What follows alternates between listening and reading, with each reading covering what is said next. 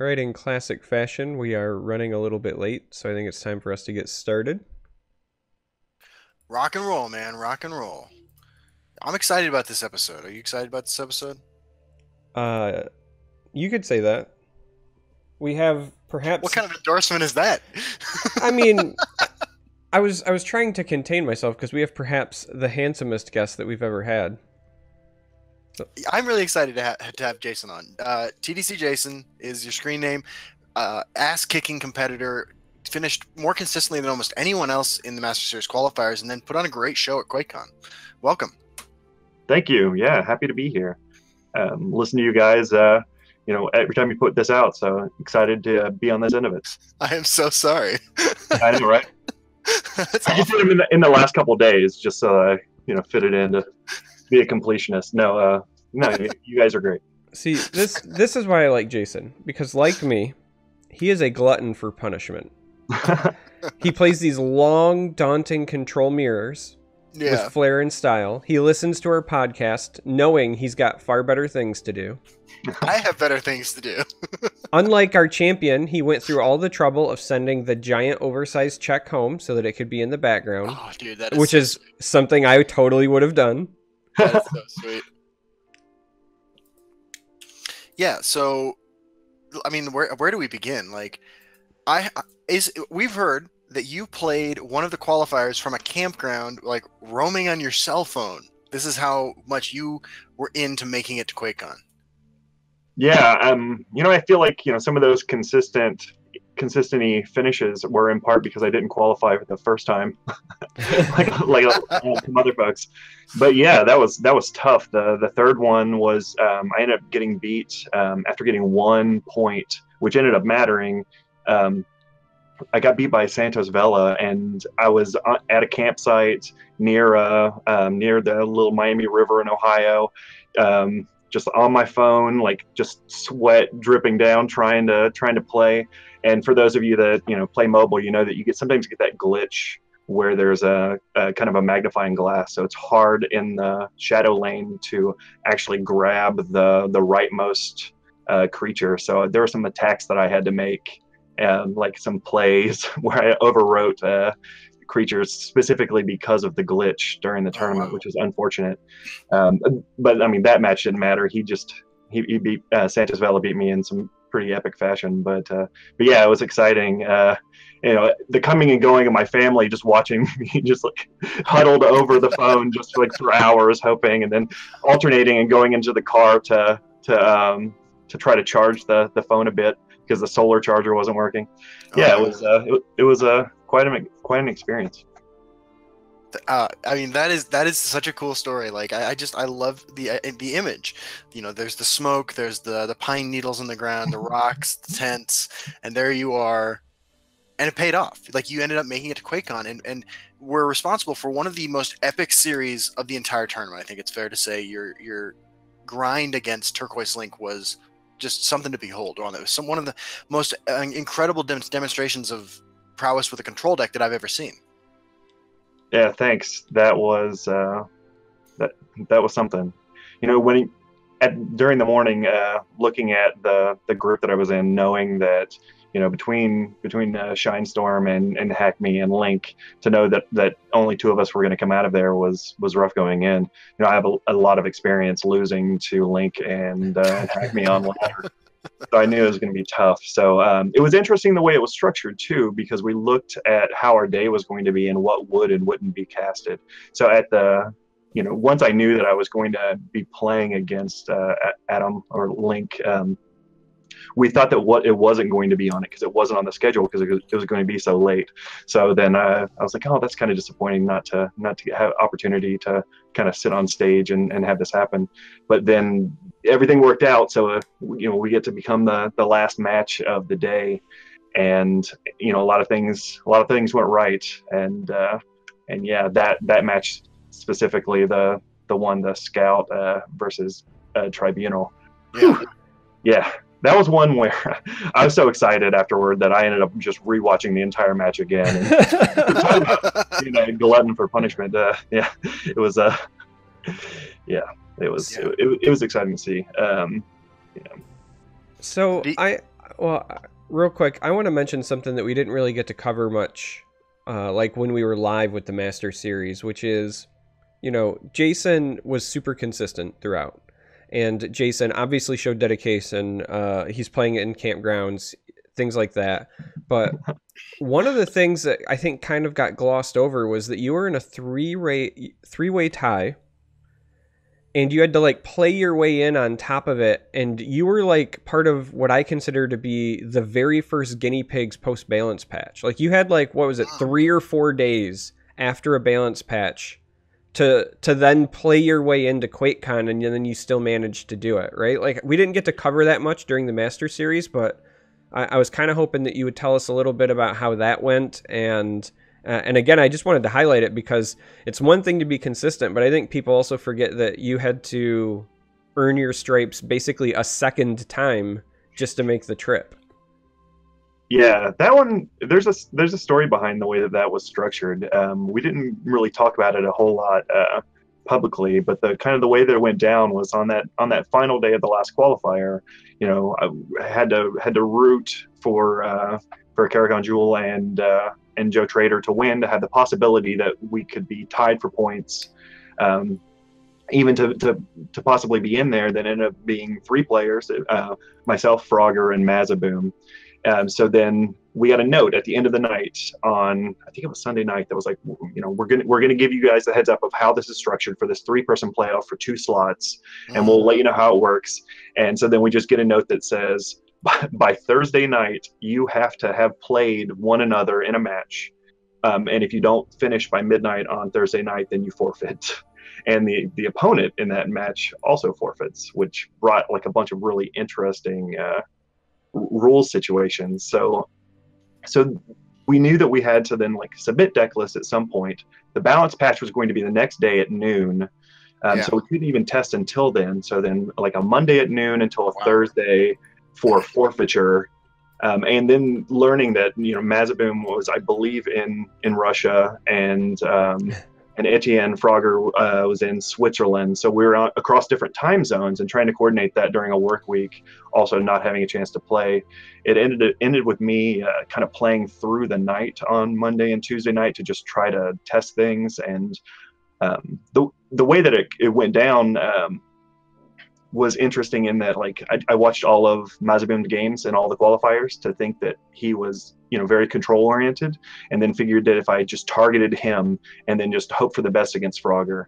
So I just made 3 decks that were just absurdly anti-control, over the top greedy, and 3-0'd Mazaboom, and then fortunately beat Frogger 3-2, but it didn't really matter at that point because Frogger had also beaten Mazaboom. So yeah, it was a really weird situation, but yeah, it worked out. That's a hell of a story, man. Yeah.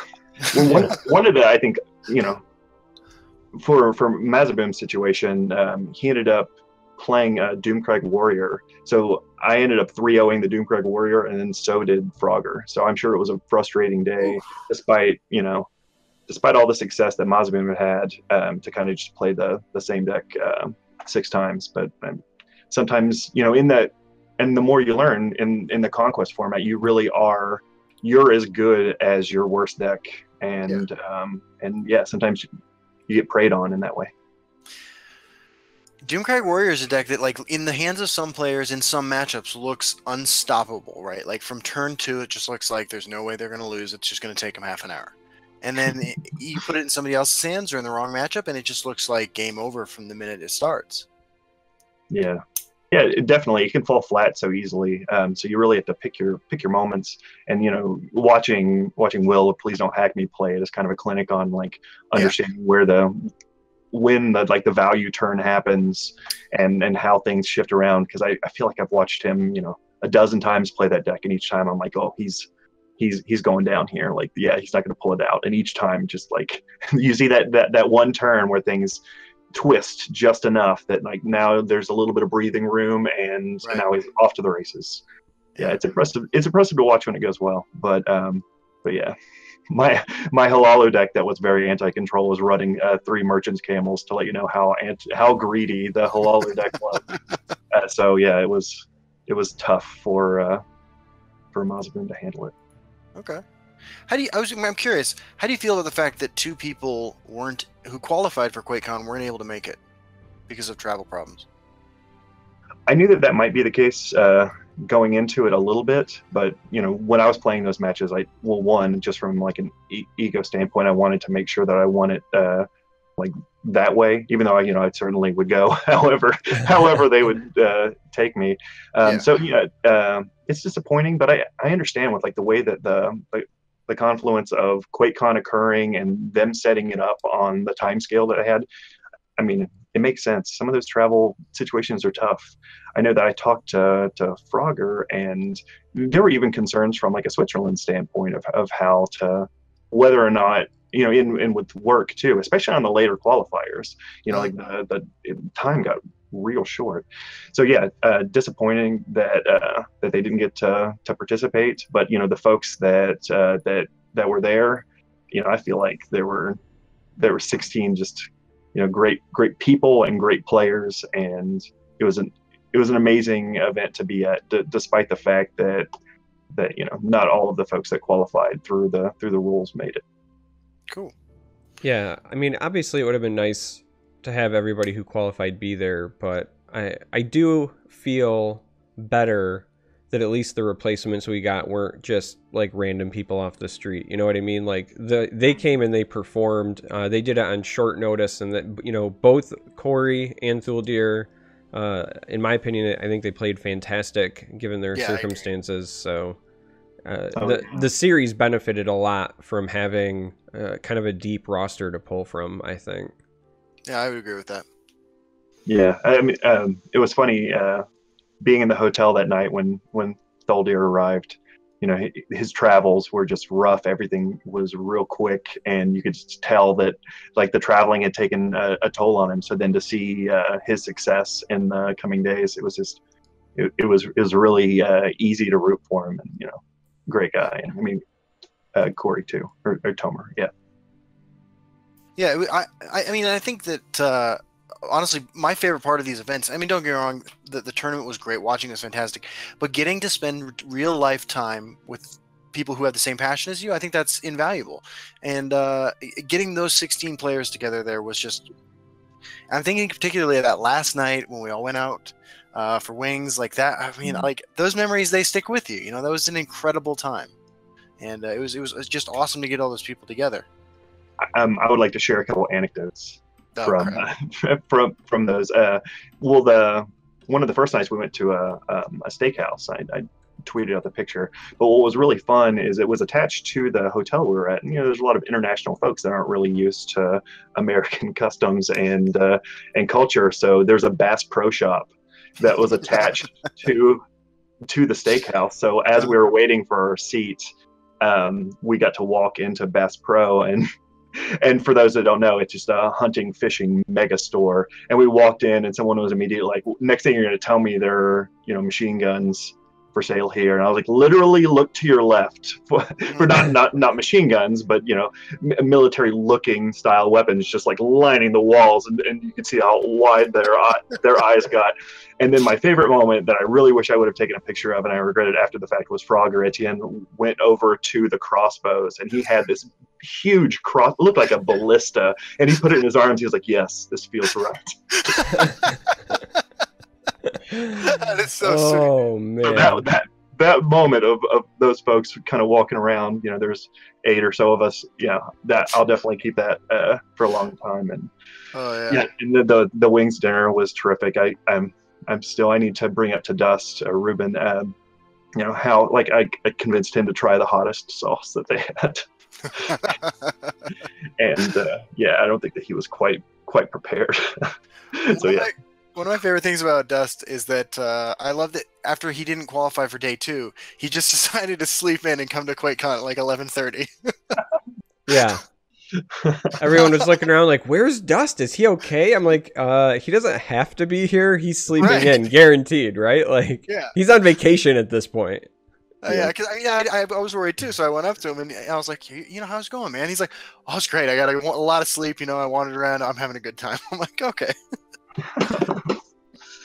Did you guys get to explore much of the rest of QuakeCon? I know I get to walk around a little bit that last day, but yeah, it was a neat venue, and yeah, It was. I mean, environment. that bring your own computer thing. I mean, there must have been 10,000 nerds there sitting around playing like the LAN party. I read about what those were after I got back because somebody used the expression, and I was like, "What the fuck's a LAN party?" But I didn't want to say it 'cause, like, you summer child. yeah, right. But like, they, you know, they showed me some pictures. The article had this picture of a guy duct taped to the ceiling. Actually, I guess it's a thing. But anyway. Yeah, like 10,000 fucking dudes and 14 women, and then they were just all spread across this room, and it was one of the coolest looking things I'd ever seen. Yeah, we had a fun time the last day where we are kind of just killing time before flights and stuff. So I was walking around with Griffin Gasp and Turquoise Link, and we were walking through all the LAN party areas, and we were just like, we needed to find somebody that was playing Test Legends. so we found them, and then we just watched behind them and just judged them. Oh man. No, but yeah, it was fun to root that on, and yeah, that was a cool environment. It's hard not to do that at the demo areas where they were showing off the new clients, like the new client. I wandered over there a couple times, and I just kind of stand behind and watch people like get frustrated by guards and stuff like that. It's pretty entertaining. But at the same time, real a ton of information provided. I haven't had a chance to see players and what their instincts are, like, oh, this should be able to drag to that thing, or why can't this thing do the thing that I expect? So getting to see some of those behaviors was interesting, since I feel like I played the game now for forever. So these are so natural that you forget. One of the most interesting things that I noticed was watching people who'd never played the game before read Unstoppable Rage and then either try to figure out what it did or just break down and like downright be like, I have no idea what this does. Can you help me? But like the number of people that tried dragging Rage to like enemy creatures was kind of shocking to me. Like in practice, seeing that many people. It wasn't like it was like one person. It was pretty routine. I feel like when it came out too, there was even like a few days there when like the community as a whole was like, oh, Breakthrough works with this. Yeah, I mean, they changed the reminder text to Breakthrough as a result of people. Oh, okay, yeah. Not doing that. Frankly, I was one of them. Yeah, I feel like sometimes I forget what Rage does, and then I learn real quick. I get reminded, like, oh, thanks. Yeah. Having recently lost to Warrior 7 with his Bog Lurcher Rage combo on ladder, you remember quick. Yeah, that makes sense.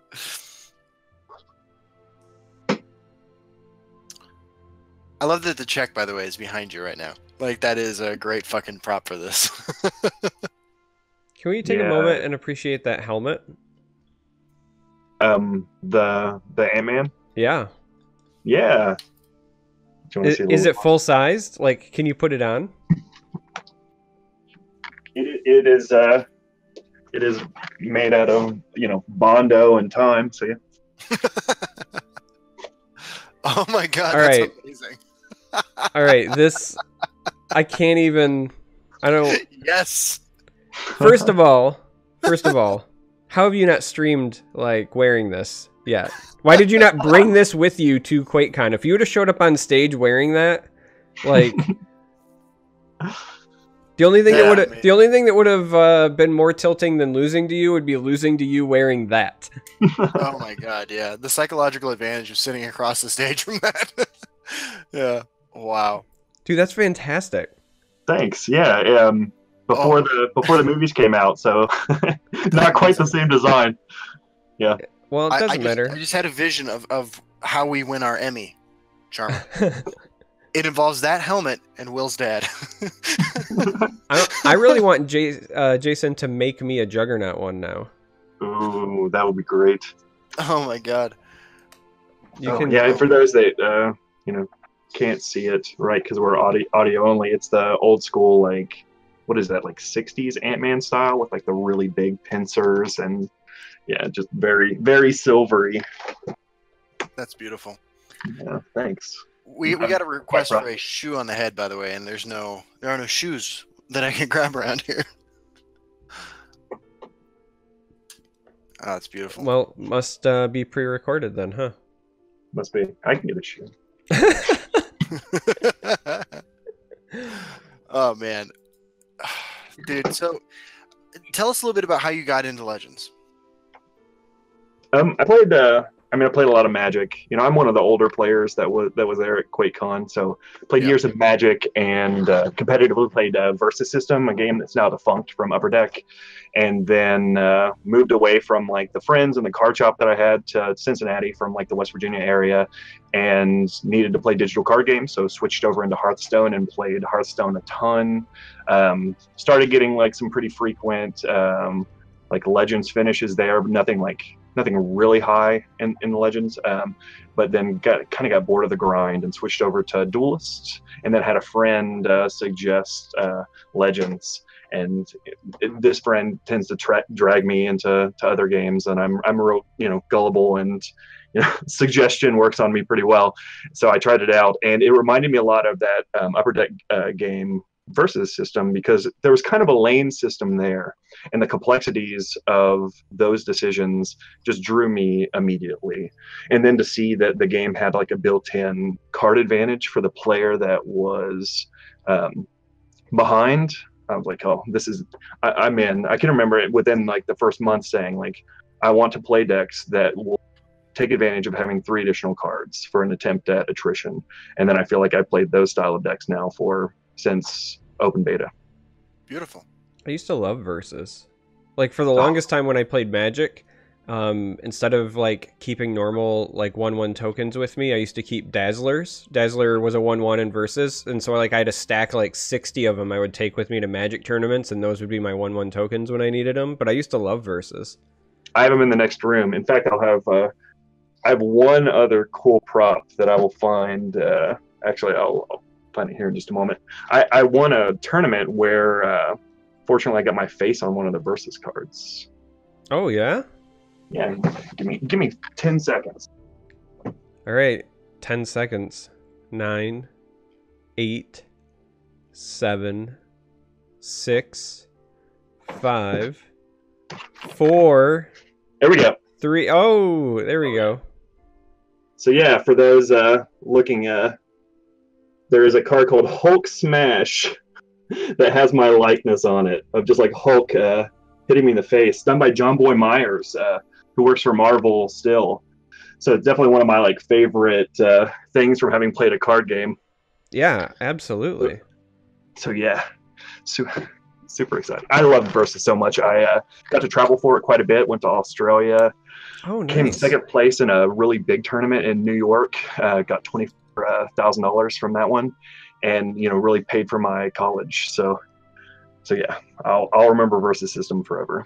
There's a new version of the game, but it's not quite the same thing. Yeah, it was like the 2.0, and it was like the initial set was a one-time buy-in or whatever, if I remember reading properly, because I was interested, but then after I kind of saw how it was working, it didn't get my interest enough to give it a go beyond the initial look through. And I feel like there are some aspects of that game that Legends shares.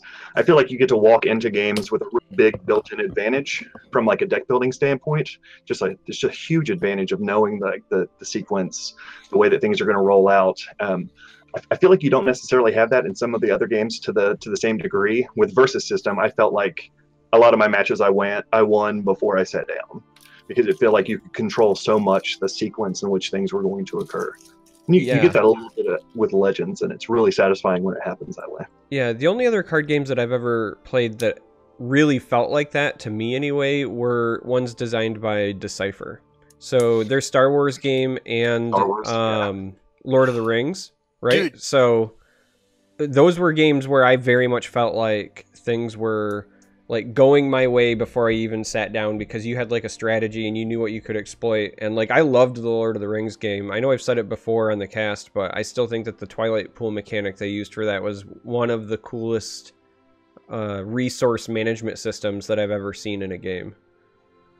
I recently was at a card shop, and in their like clearance area they had this complete set of the Decipher original Star Trek, like the first expansion, like these silver bordered versions that weren't like playable in tournaments or whatever. But I picked it up for like $12. It looks fucking awesome. Yeah, those deck games, I still love them, and I'll pick them up every once in a while when I go to conventions. I try to go to, Gen Con or Origins or some of the other largest general gaming conventions because I also really love board games, and you get a chance to pick those up for cheap. And I have two small kids, so I have all of these grandiose ideas that like there's going to be some weekend into the future when I'm like, I blow the dust off of my 10,000 versus cards I still have in the room beside me that may or may not be water damaged, and I'm just like, let's build with this environment. These are the only cards that exist. Let's play a game. That sounds like it'd be a great time. Yeah. The Decipher Star Wars game actually still has a community. Like, I know the game's been shut down and whatever, but if you look online, they literally still hold events for it. They still do rule oriented things with it. Like, if you look it up, there is still an active community for the Star Wars Decipher game. That's awesome. Yeah, It'd be cool to be able to play that online. I would love to find a community doing the same thing for their Lord of the Rings game. Or what I really want is somebody to just buy the intellectual property for that, and even if it's not Lord of the Rings, just make it something, call it something else, but make the mechanics be the same, and I would play the shit out of it. Do you still have some decks for that game? I do not. No. When our card shop closed down, I liquidated a lot of my inventory, but I played an awful lot of it. So what do you guys play now when you're not playing Legends? Are there other games that you need to dip into? I mean, I saw that you played some Magic Cube in QuakeCon. Anything else? Derek, why don't you answer that first? I don't know if we have enough time for me to fully answer that. Oh, okay. I mean, there's a lot of PC games that I really enjoy. More recent ones, for example, are like Frostpunk. I loved that when it launched, and they recently had a content update. Stuff like The Witcher 3 or whatever, like single player RPGs. I love those story driven stuff. I don't own any consoles. I'm kind of dying to pick up a PS4 because I really want to play through God of War and Last of Us 2 when that comes out. And if it's not stuff like that, then if it's in-person stuff, I would prefer board games or card games. I'll play any card game basically on the planet at least once. But I have a big closet full of board games, and it can be stuff as simple as Settlers of Catan, or even something super simple like Suro. Or super complex. I'm the kind of person where if the game takes longer to set up than it does to play, then I'm really happy. So, 1984 original Milton Bradley Axis and Allies was one of my favorite games, period, growing up, of all time. But big, Twilight Imperium, Betrayal at House on the Hill, the World of Warcraft board game is actually pretty well done by Fantasy Flight, Arkham Horror. Those are my jam. If I was gonna pick a Saturday afternoon to me and 4 or 5 other people, that's the kind of stuff I want to do. First of all, you made me think of something, Derek. Should I bring Clank to PAX West? I'm gonna say no because we're gonna be super busy and we only have the one day. That's fair. Okay, so other games I play the shit out of Heroes of the Storm. I honestly play that almost every day, I would say. I'm not very good at it, but I just enjoy it a lot.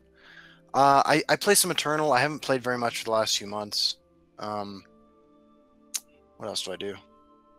I play cubes on the. I play the Phantom cubes on MTGO. I like to do that whenever those come up, especially the Vintage cube. And I really like the old school role playing games. I play a lot of Divinity, Original Sin, stuff like that. Yeah, I mean, I'll also say if you find me a group, I'll play D&D and or any other tabletop RPG you'll throw at me. Super old school systems like Original Rollmaster or whatever. I'll do D20 modern stuff. I'll do any of those if we got a group. All right, we're gonna have to meet up on Tabletop Simulator or something and play something. move some of the Test Legends community, some of those connections, and get some board gaming on. That'd be Yeah, cool. I mean, I'll do it online. I'm trying to get it set up so that I can do like live broadcasting of board games from my office. Like I've got a table over here, and once I get the lighting worked out, I've figured out a way that I can take that new camera, the one I had with me at QuakeCon, and I can feed that as like a secondary webcam. So I want to Cool. get a tripod for that and some lighting, and then I will hopefully be broadcasting some board games at some point. That sounds great. How do you feel about that? Reminds me of something that I from the cast. Because whenever I watch board games kind of streamed in that way, sometimes it's really tough if you're not already very familiar with the rules. So how did you guys feel about the cast and in between games? I thought to myself, I should perhaps hover over cards more, because maybe not everybody knows what the cards are that are watching. But then in the actual games, that was out of my head entirely, and I didn't even consider it. So from like that watchability standpoint of Legends, I think in general it's good, having come from a previous game, Duelist, which was really tough to watch on Twitch and other things to see what was going on. How do you guys feel like that went? That's a good question. I mean, we've definitely heard some feedback from people that we did not do a great job of explaining the game for people who aren't familiar with it. And I think that's totally fair. I think that to some degree we could have done better by not using like community nicknames for cards. But another more less fortunate part of the game, though, is I think that Legends in general is not particular and this comes also into play when I was thinking about what the experience was like for those people we were watching try the game for the first time. The game is not like super like new player friendly. Like it looks a lot like Hearthstone, but it is so much deeper and more complex. You know what I mean? And I think that the target audience for an event like QuakeCon is going to be the enfranchised players. I think that's true. I want to give a small anecdote of and a shout out to a family that I had a lot of people reach out to me that told me, I watched multiple hours of you doing something. so my father, who's over 70, is just like, saw you on the corner of that screen, man. It was a good time. Yeah. But yeah, and then I think that I had like 6 or so family members huddled up in a dorm room where they were moving a family member in, and they watched from there. None knew the game at all. But there were several other people that said, I kind of got it. I got like the way that the interactions happened and the way that like the life swings occurred. And they all asked me like, why are you always losing at the beginning of the game? Like, well, yeah, I don't like attacking, so. Yeah, Fair. I've been thinking a lot about some of the feedback that we had, and I think it's justified, and I think there's a lot of different ways that it could potentially be tackled. Like, for example, Justin mentioned, maybe we shouldn't have used nicknames, and I actually think that using the nicknames is fine as long as you couple it with the name of the real card, so that you're, in a sense, like taking the player who doesn't know that person who's watching for the first time. Yeah. And kind of teaching it to them, right? To make them feel like they're part of the group now. So like if you say something like, and Jason's looking like he's going to take out that Hive Defender with a Danger Noodle, that Territorial Viper found its home, then they know, okay, the Territorial Viper is the Danger Noodle. You know what I mean? Like you can teach them the nickname as long as you couple it with the proper card. I do also think that when, hopefully by the time, if and when we get an event like that in the future, I would really like an extension to be live, like what Hearthstone has, so that we don't have to be responsible for the hover over, right? Hearthstone has an extension where you can hover over cards as a viewer if you're watching on Twitch and see things. And as soon as we have something similar, I think that takes a lot of the onus off of us. That being said, there was some times where from a casting standpoint, we either had time to fill or focused on some things where if we had more prep time, because again, we kind of talked about how it was a whirlwind to even stand up this production.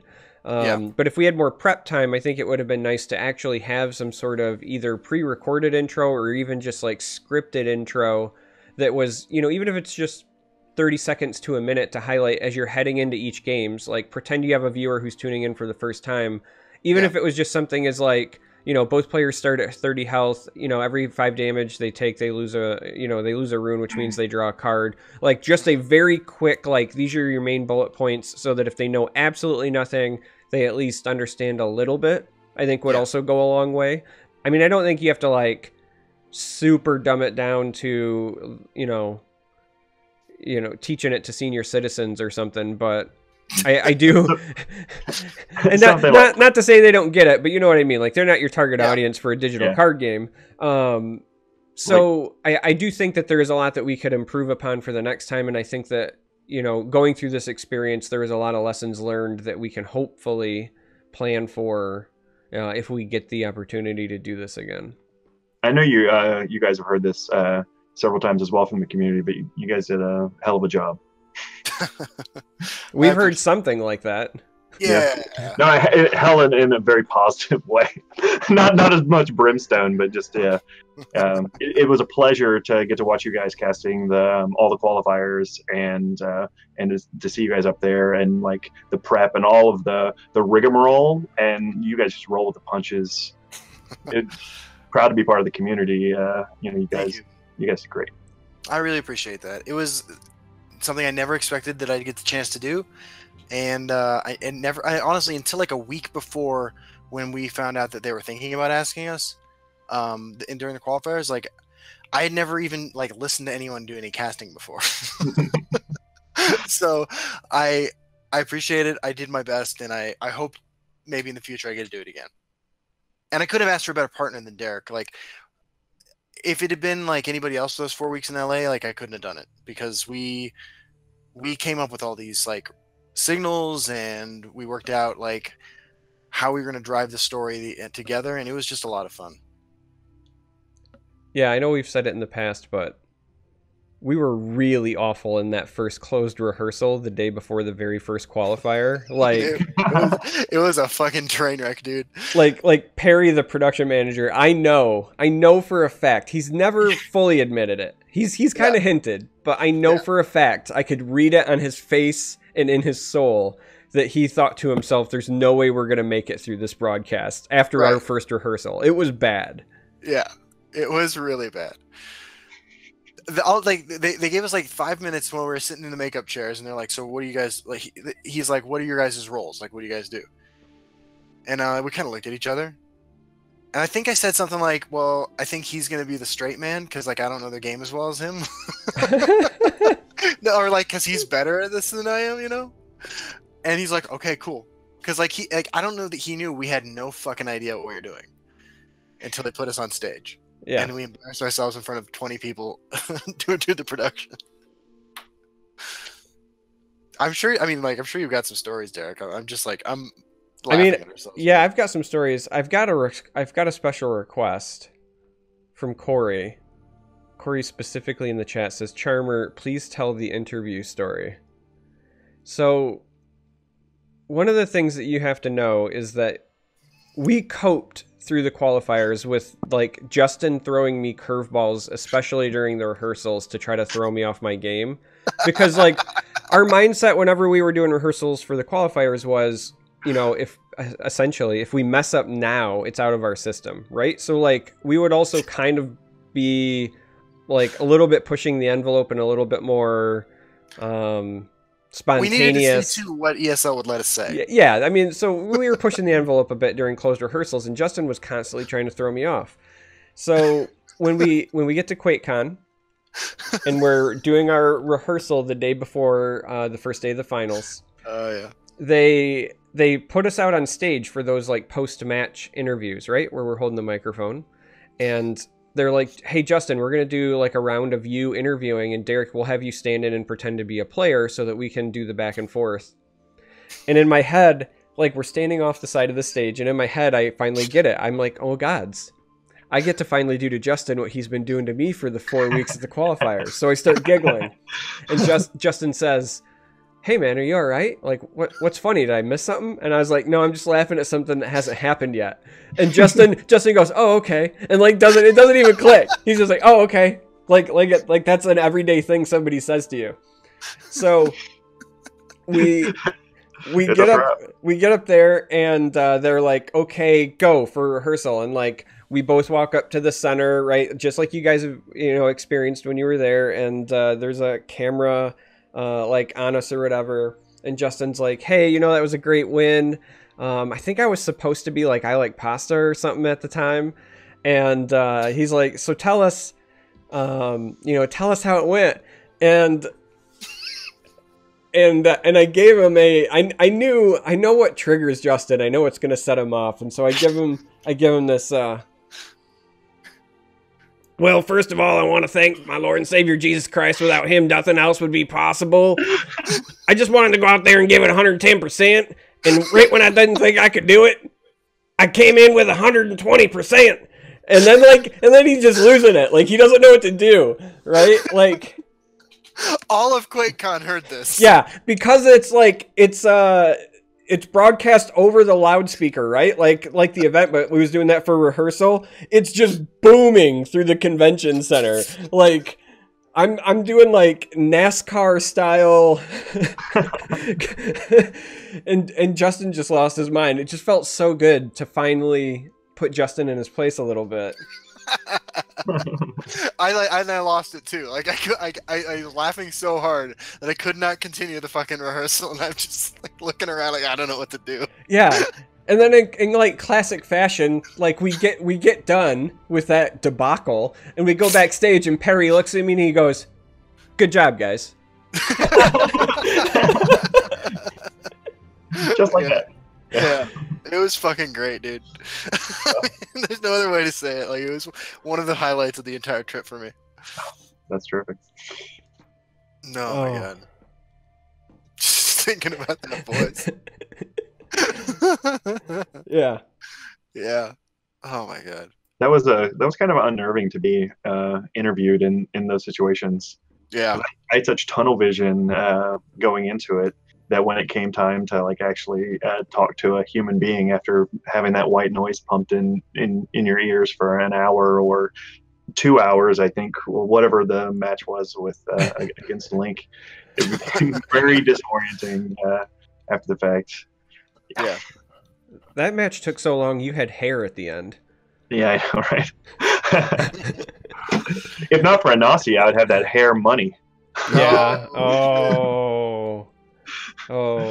That Anasi. Yeah. Like, I mean, I was in the audience for that, and when the Anasi came down, Oh, I knew it.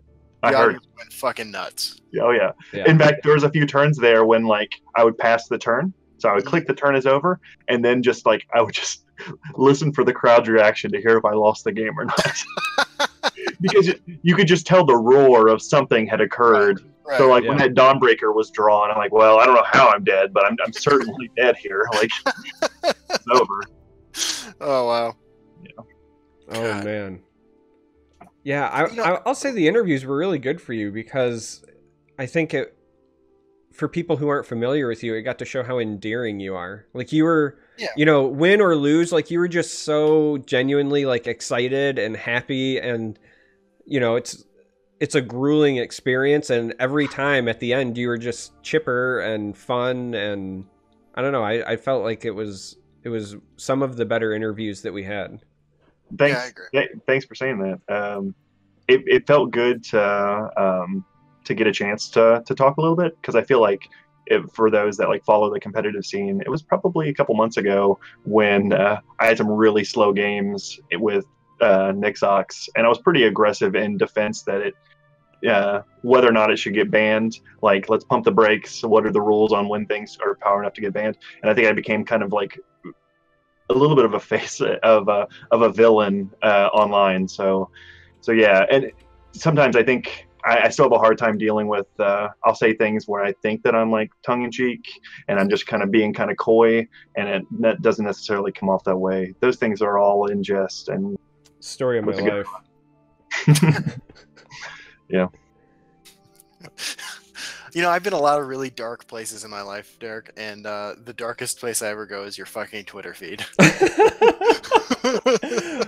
Or in person with me. You know what? I had somebody at work today, one of my coworkers, we were talking about people who tell bad jokes, and they said, but not like your bad jokes, Derek. I mean, like, bad jokes as in not funny, not bad jokes as in... like oh Yeah. bad jokes is in like the off color, or Yeah, bad is in like dadly. I've got a lot of like self-deprecating humor, and I've got a lot of like really dark, suck the like life out of Gallows. the room humor. Yeah, very gallows. Yeah, I don't know why I find it as funny as I do, and I have a very monotonous, like, just straight-faced delivery. A lot of it comes from back when I worked at 911, and at this point in my life, like, nothing phases me. So one, I get all the time that like people don't know if and when I'm joking, and then two, when you have a gallows sense of humor and you say things like that, it can really unnerve some people. My wife kind of gets on me about it sometimes, but I can't help it. Like, I find it funny. Like, inside I'm laughing, you just can't tell on the outside. So I feel like I have to address something about the tournament tomorrow, the charity tournament, and that is that we chose poorly for our decks, Charmer. Yeah. We fucked up. And if you, I gotta say, you go through the Twitter discussion we've had for the last week about what we're playing. Let me show you some of my suggestions. And how much more fitting for this event it turns out those are. One of the last, where are we at here? Okay, Steeler Secrets OTK. Support Crusader. Okay. Where else? Yeah, those are two of the more relevant decks. I feel bad, man. I feel bad. Yeah. It's all right. Like, at the time, so in our defense for this charity event that we're going to take part in, Ian Bitts, member of the community, fantastic dude, is doing a charity event, a tournament to raise money for children tomorrow.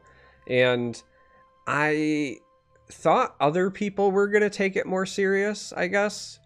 And like, Justin and I kept having this back and forth about, we wanted to play memes, but we didn't want to play memes that were so bad that like it gets steamrolled and then we don't give people a good show. So we went back and forth for a long time and settled on like decks that were like good enough to at least attempt to compete if people brought serious stuff, but then we tried to figure out how to cram memes into them. You know, here's like, we're playing Scout, but like we're also playing Scout with Gentleman Jim Stacy, like that sort of thing. You know what I mean? On August 20th, I suggested we play TDCJason's Factotum Archer.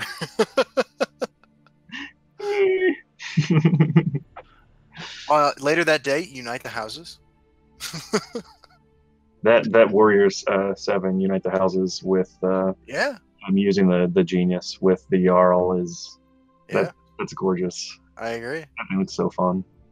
Ooh, and here on August 22nd, I have Creatureless Battle Mage as a suggestion. Look, it doesn't matter. We're going to get knocked out in the first round anyway because Please Don't Hack Me and Endozoa brought real decks. Yeah. You're going to get like Assassined and Nixox comboed. Yeah. No, I think they brought like 3 aggro decks, unless Alex was pulling my chain, but I swear to God, I thought I saw him say, I made us bring 3 aggro decks so that Will's forced to learn how to play it. That's an interesting aspect about QuakeCon. You know, the night before, we were all meeting up in the hotel, and everybody's just like real hush-hush about what their decks are the day. Even though we're going to get some time the following day to actually look at the lists beforehand and kind of digest them a bit. When that night I was like telling people like I'm playing Factotum Archer, like I'm just gonna run it with even as conscriptions, and people just didn't believe me. It was, okay, all right. I don't think that advantage that you gain from not telling somebody for 12 hours is huge. But yeah, Endozoa and Please Don't Hack Me brought Aggro Warrior, Aggro Halalu, and a pretty standard looking mid-range battle mage. Yeah. We brought fucking support mage. I've been playing that on ladder lately. It is fun. Yeah, support mage is great. Did you see the Adventures of Dust video of him playing it Yes. recently with the what is the face card? No, the flesh sculpture. Yes. Yeah. Oh, It's that was a beautiful. beautiful sight. No, it's Yeah, I not. agree. No, it's not. That's your least favorite card in the game, right? It's my second least favorite card in the game. It plays well in this deck. I agree. I totally agree. I was down on it the first few times I saw it, and there are more and more situations where you just have the ability to activate supports a few times, just roll some dice, and if you're rolling the dice on like 6 cards at a time, like you could find some gems. Yeah, absolutely. And those are situations where the game wasn't necessarily won either otherwise. So it didn't always feel. I mean, it's a big commitment, and it can be a pretty big risk. But yeah. It's also hilarious. So like if you're for him streaming and yeah. It makes for good. This is something I was talking about to Aeolus yesterday. Like when open beta first came out, like I remember there was some people were concerned that there weren't a whole lot of highlight reel cards or moments in the games being played. Like especially when you compare it to the YouTube channels that cover Hearthstone, right?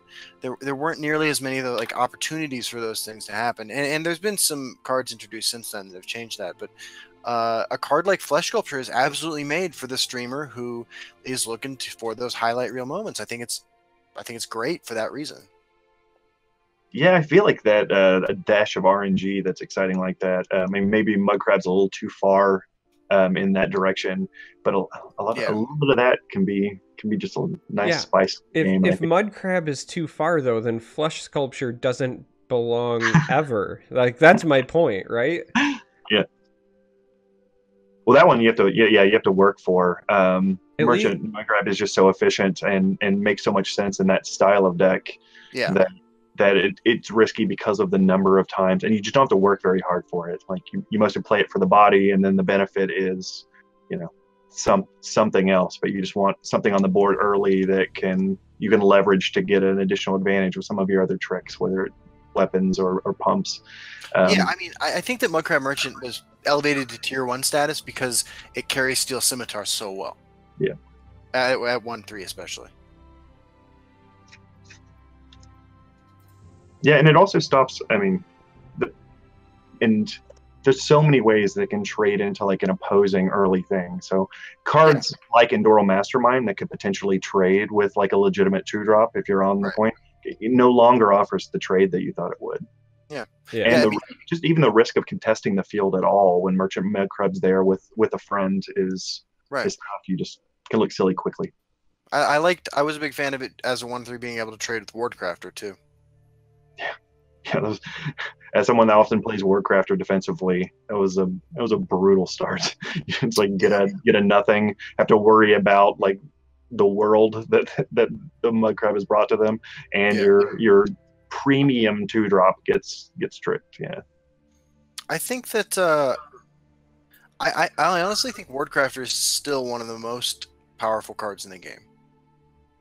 Yeah, I mean, I definitely think so. I mean, there's so many reasons why, and it's interesting too. Like if you watch some of the games, I feel like it was some of Will's game. You just see that like the decisions on whether or not you play like a Harpy early and then use the Wardcrafter's ward on a follow-up turn instead of just jamming the Wardcrafter on 2. Yeah. There's a lot of nuance to Wardcrafter, and you could really, you can get you can milk a lot of value off of it if you play it carefully. And it's multifaceted and interesting and complicated in the ways that you want an early card that's staple to be. Yeah, I would agree with that. What's your favorite card in the game? Right now it's Gambler.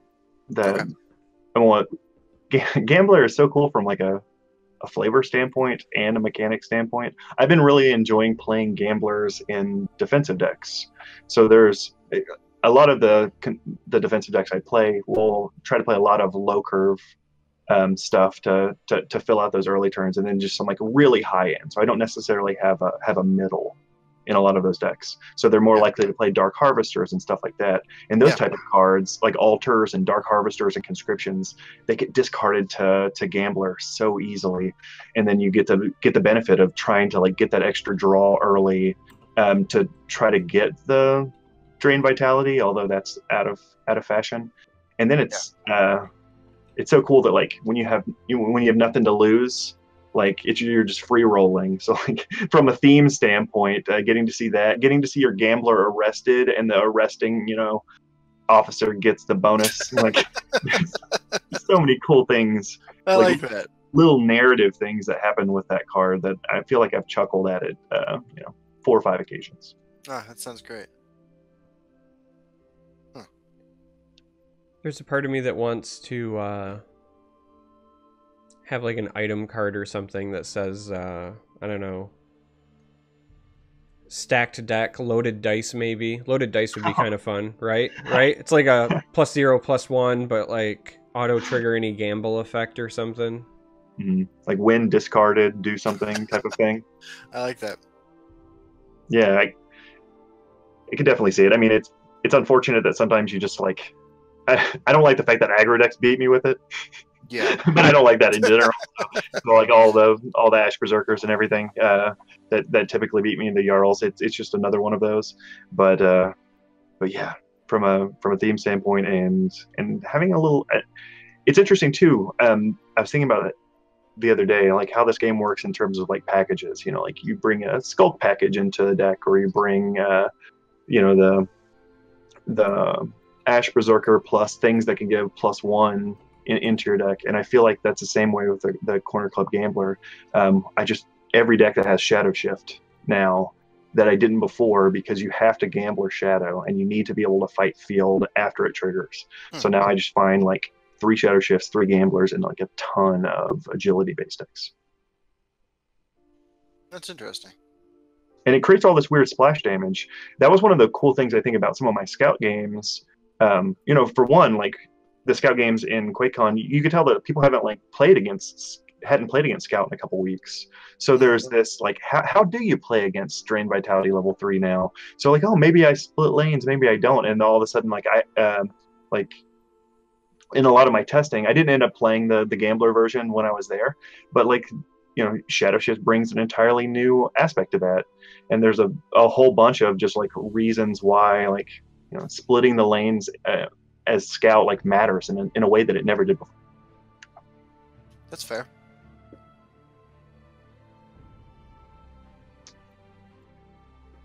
Yeah, I remember Matt Oblivion was talking about how Drain Vitality going to only one lane had the potential to not hurt it as much as some people had thought, because you could like force people to split if they know you're running it and then capitalize on that.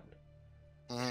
It happens a lot when you have the ring on turn 4, where you get to play the Thorn Hiss Mage into the shadow to contest like a 3/3, and like that never would have happened before. It would have just been a stacked field that would have just rolled over your Hiss Mage, and now you actually get to strand something. So yeah, and you can tell sometimes like opponents are trying to like outthink the room and like split things up, and I mean, but sometimes they do get punished when they stack it.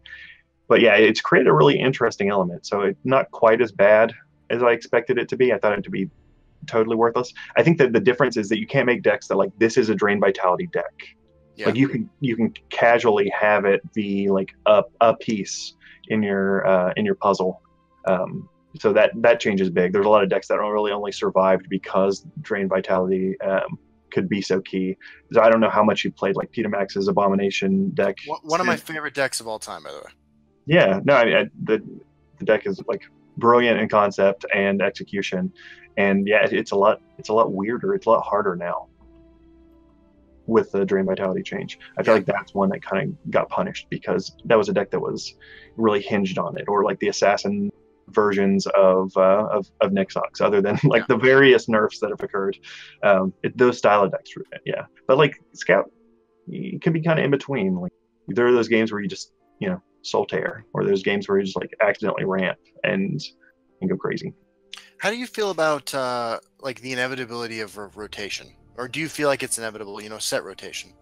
I just want it from a deck building standpoint. I want to build new things. I love this game a lot, like, and I love it from a deck building standpoint. I'm constantly at the limit of decks that are in my dashboard or whatever, and I'm having to delete things and wishing things deleted quicker so that I could make new stuff. And I feel like that type of rotation. I loved block rotation in Magic years ago. I even I love that. I love all the rumbles that like constrain you for that way. So I hope that happens from a competitive standpoint. The same way that I wish. I mean, I think that a lot of people take the rumbles like in that like pseudo serious, like this is a puzzle. I'm going to try to solve it.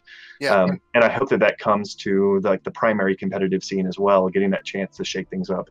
And there was some criticism over the balance patch occurring before this tournament, and yeah, I think I got hurt by it a little bit. I mean, I can't really complain with the results, but like the decks that I play typically take a long time to figure out whether it's going to work or not. But it made for a really exciting environment. Listening to Will talk about how much time he and his Alex put into trying decks, and it is that feel of years ago when like a new Magic set would happen right before a Pro Tour, and everybody is just trying to figure out what's going on, and then there's under a cover of darkness, like maybe I didn't figure out the very obvious thing, and then you show up to the tournament and 70% of the group like in parallel figured out the cool thing. Like there's that charge to it. So I really enjoyed that aspect to QuakeCon, and I think that with set rotation, I mean, we're going to need it so that we don't see the same cards forever, always. Because right now we're getting a set rotation, but it's in like balance patches, I feel. Yeah. And I don't think that that's necessarily sustainable. And I think that they need it from just a standpoint of like, I have a lot of golden dust that I need to spend on stuff, and we need some content to churn out and some reasons to play and craft cards that wouldn't necessarily have been played otherwise. I think that's fair. So usually in the second half of the show, we take questions from the audience. They can be about absolutely anything. They can be about Legends. They can be about the example of us going off the rails with this is when Frank Lepore was on and we talked about the Justice League for 2 hours. Yeah. So if anybody in chat has anything they want to know about Jason or about Charmer or myself or anything at all, just shoot those questions out. Well, we already had one, which was, what is your most creative deck specifically for Jason? I had some, there was a while there where I would play one deck per month on the ladder, and I had some fairly consistent finishes where, like, just with a weird deck that I just played absolutely the entire month, got into like top 10 or top 5 or around that area, and I was really proud of. I had like a token chanter monk based on 1-cost actions that I was super proud of at the time because it was playing consistent in a way that was weird. I'm gonna forget the name of the card, and you guys will be able to remind me. It costs 2, and you have to have 4 yellow creatures and destroy something. Otherwise, it tackles. Imprison. Yeah. Yes, Imprison. At the time, Imprison was nothing. Like there was, and granted, there's more support now for it. But I mean, it cost 1, and it was in there. And the turnarounds when you would play on like turn 5 2 Imprisons and just clear like one of the red or purple decks, like it felt like I got to play a different game than the other people were on ladder. I mean, certainly it wasn't the best deck ever, but it was solid and it was mine. Yeah. Even though it was, I think that Justin, I think you had a video where you played that. Yeah, and, I did. Yeah, it didn't go great. No. But to be fair, I'm also not a great player. But like I said, I played that thing hundreds of games. So yeah. Nickel Queen wants to know, again, Jason, specifically you, how is your head so shiny? What is your secret? Well, genetics, I think. and I have a couple lights, so I'm getting some Mr. Clean business here. And yeah. And I've been speaking about being like one of the older players at QuakeCon, not quite the oldest, but right up there. There was there were some interesting situations where folks were like traveling for the first time. Some people hadn't flown before, and I remember the next morning, people were talking about like, oh, how weren't you worried about your alarm being set? I'm like, I just set a wake up call, like with the front desk, and they're like, Right. and the open eyes of just like, what is a wake up call? I was like, whoa, these babes are they're new to this. This you gave them a wake up call for life. I know, right? Between that and someone there was like, if you logged onto the Wi-Fi, you had to pay $7. Right. I was like, well, I just did it for free, and they're like, how did you do that? I'm like, well, I talked to the person at the front desk and asked them how I don't pay $7, and they just gave me a code. And they're like, you can talk to people and they'll just give you stuff. I'm like, yeah, it's so fun. Yeah. I mean, that's kind of a rule for life, right? Like, you can ask. The worst they'll say is no. Right. You know, like. Yeah. I went bald at 24, so recently seeing some gray in my beard, I see it and I'm like, oh, I'm getting so old. Some gray in my beard. I'm like, I haven't had hair for a decade. Like, that's funny. Sandra's really excited. I'm going gray, right, at my temples and in my beard, and Sandra's a really big fan of this. Actually, she likes it. Distinguished. Yeah. It's great. I just need to lose like 50 pounds and I'll be a real handsome Bond-looking gentleman. So, Gyro Captain wants to know, do you think they should print more factotums? I think that's real dangerous. Yeah. I don't know that I would, and I'm also worried about more cards like Automaton. I don't know. I feel like that could... I mean, as long as they have that, like... You know, in my Factotum Archer, I didn't play the 5-drop because it's terrible. So you need maybe another one like that like the cost is just, you know, awful. Right. And it just edges itself in because it has like a cutesy effect, like some pseudo Galen-ish type of thing, like just some other zone that it's manipulating in a fun way. I could see it seeing some play and not being oppressive, but a low drop one is going to be a problem. Like it's got to be up there. How would you feel? Sorry, I was just gonna say, how would you feel if we actually got 5 new factotums, but it was like 1 for each attribute, but they were all like overly costed, but were within the theme of the attribute? Because then you would be able to like mix things up and make it almost like, because they're neutral cards, right? So like in my head, I don't think that if you make another one, you want to go down that path. I think that you would want to give it some sort of identity, but because the core is neutral, I think you'd kind of want to share it with everyone. Like, would you be open to the idea of, like, they do a second printing of factotums, but they're all like 1 terrible, but they're at least in like colors, and then you build around that way? Yeah, I think that would be one of the good solutions, or making them dual colored in that way and kind of like hug a piece of the color pie, or you can even do them in a way that, like, is the heart of factotum that it just affects all the other ones in the deck, or is it just the like you could change the zone that matters for them so that they don't behave in the exact same way, but they still like affect one another. So maybe not the next ones in hand, but the ones that are in the graveyard, and it's a graveyard pickup one, or something like that. They don't necessarily have to exact same template. I feel like that type of thing was successful in Magic for years. They brought something else in that you're like, oh no, slivers are going to be so redundant that it's going to be a big problem. And I mean, in some cases they were really solid, but they made them different. They weren't all like add a keyword. Now they cycle. That's interesting. One of the conversations we had at QuakeCon that I really enjoyed was some of us were sitting around and trying to figure out what would the appropriate cost and stat line for a factotum that offered your factotums a choice of ward or drain. Right? Obviously, the answer is like never. But because we I don't remember what we settled on. Like, didn't we decide like 1/1 for 7 or something like that? I offered 2/2 for 7. I literally was thinking 2/2 for 7 was like where I would start the bidding off at. And my reasoning at the time when I'd said it was that it looks like it's really understated, but I was like, at 7, you've probably played 2 factotums by that point anyway.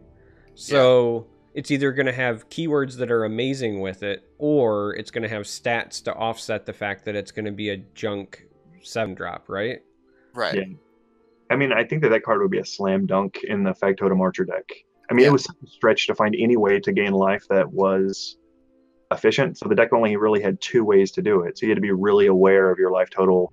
And arguably, I wasn't aware enough of my life total, but I thought I was. But like, yeah, you had to choose all your early plays, and sometimes like give away too many resources just to keep your life up. If a deck like that also got to like reliable way to have a bunch of drain, I think that could be a problem. That makes sense. All right, we've got Eolus TV, Sophie from a previous podcast, shout out, hello, asks, Justin, after the arena videos, what's the next plan? Oh shit. What is the next plan after the arena videos? I'm gonna play conscription decks the next week. Because I'm an animal. Amazing. Yeah, I just think it's funny. Because, I mean, look, here's the thing. I did this with Nixox. I'm totally honest. I'm not a fan of conscription at all. I think I've made that clear. But when Nixox, the original Assassin version, I figured out how to play that, and I just released videos of it for like 4 days in a row. Because I try to be a really positive member of the community, and I don't advocate for nerfs and stuff. I just make I make my statements other ways. So we'll see how everybody enjoys playing conscription decks.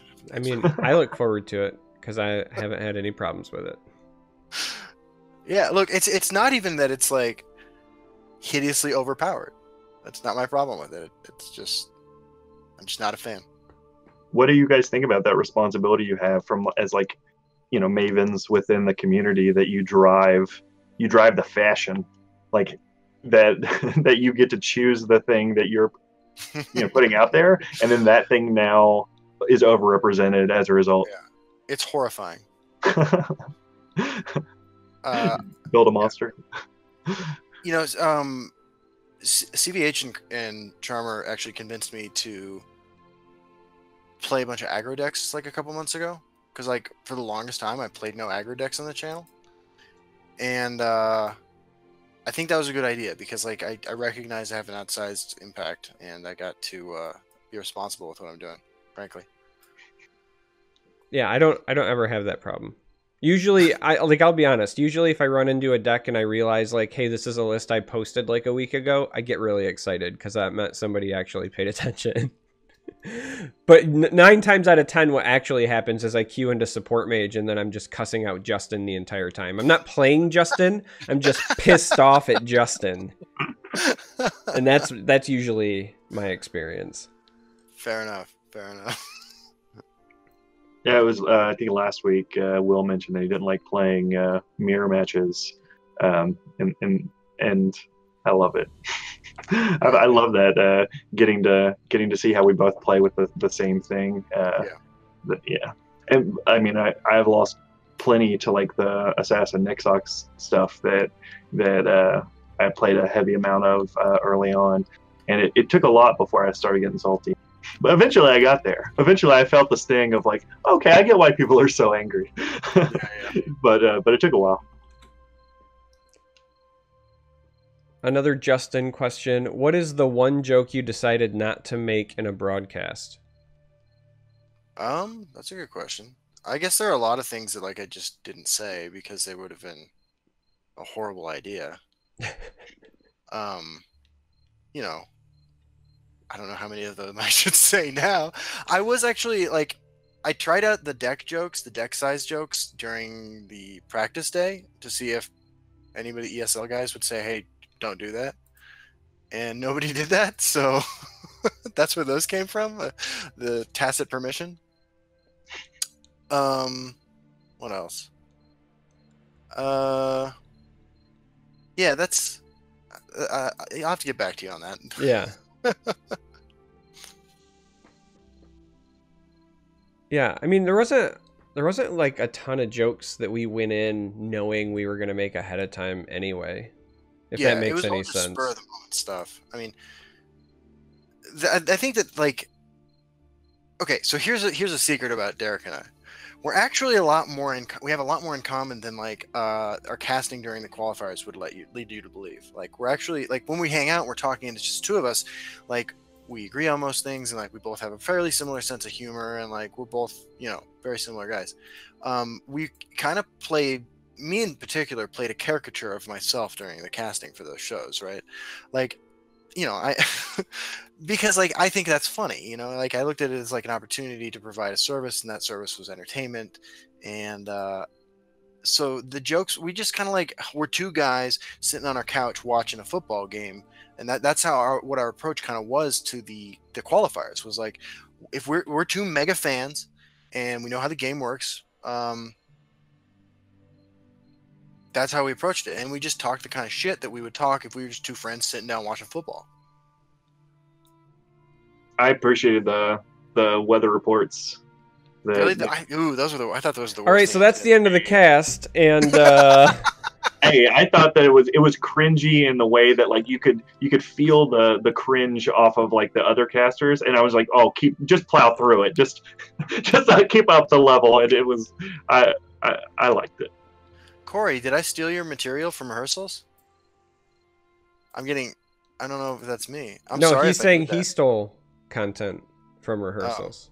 Oh, okay. Actually, I don't know if that's what he's saying. I'm just quelling your fears. I didn't mean to do that. If I did, I'm sorry.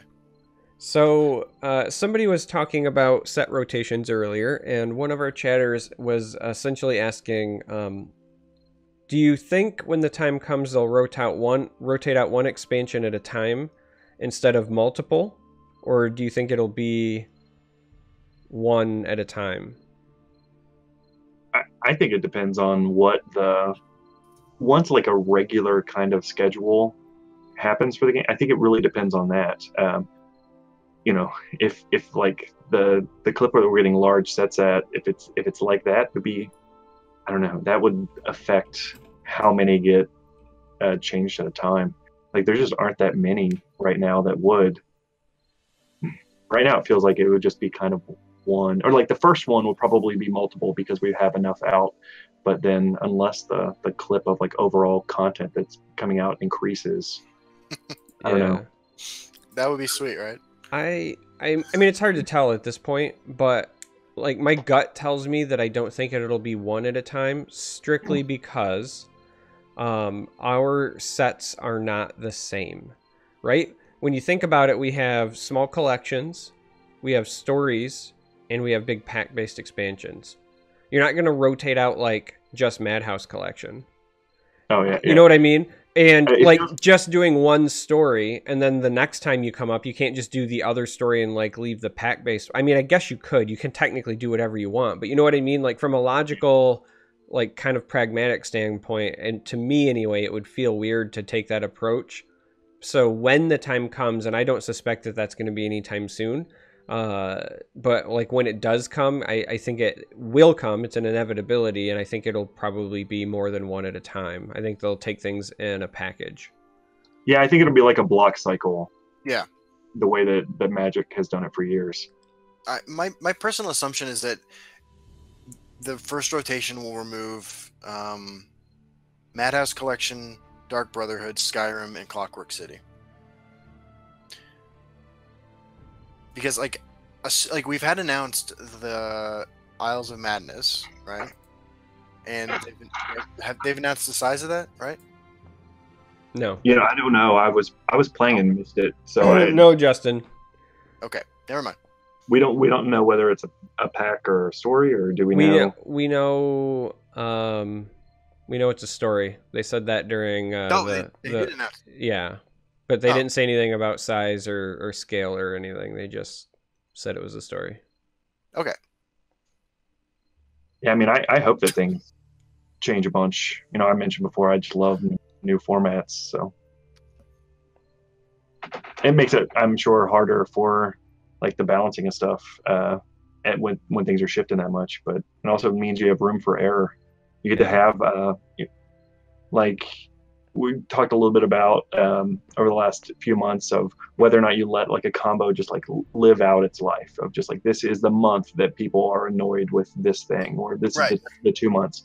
Because I can recall in so many other card games that it became like the summer of combo. This is this is Necro Winter happened in Magic, I think fondly on those like eras of the game because you knew that they weren't forever. So then the pitchforks were lessened as people, like, those different like environments and metas would evolve, knowing that there's a plug. So, I mean, I often like the more the merrier in terms of change. Yeah, I'm all about change. My favorite time ever playing this game was after Morrowind came out. Hands down.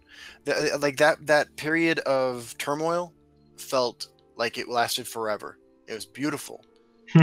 Absolutely beautiful. I felt like there was like an Atromancer like 3-month span where it was just like Supreme Atromancer was in everything. So I felt like I played on the ladder like, I don't know, 1,000 times. I can remember playing against like aggressive battle mage decks that were like Prophecy Battle Mage that still were running like 3 Supreme Atromancers on the top end. Like, absolutely. Yeah. Jacob asked, what do you think we can do to make Monk a more competitive deck other than Conscription Monk? Wait, did he actually say other than Conscription Monk? Yes, that was a word for word. I'll lead off with that, and I'll say I think it's already competitive. I've played against 2 different versions of Monk in the top 50 in the last week. Yeah, I lose to it all the time. So I think it is competitive. I think it was a taste, like a flavor choice for folks, and also depended on who made it into to QuakeCon. There were other players I'm sure would have favored Monk. Yeah. Had even their opponents been different, because there were a lot of people that chose decks specifically on the other 15 people that were showing up. I know Jake Rader had like a long list of like all the tendencies of people, so that went into those decisions. I don't think it's particularly weak. I mean, I think wasn't Aini the one that kind of popularized just like crushing with Monk Strike and Swift Strike in there? And yeah, I've lost a lot to that. But that being said, I also like to play it with Nixox. I've been playing some combo-y versions of Monk. So that can be fun too. Chanter is really fun with Nixox and Uprising. One of my so I mean there are some funny things you can do with Monk, right? Like, so there's obviously the 2 combos. There's the Swindler's Market Leafwater Blessing combo, and then there's the Namira Ring of Namira combo. But you can also do pretty funny things with Brynjolf, Master of Thieves and Thieves Den, and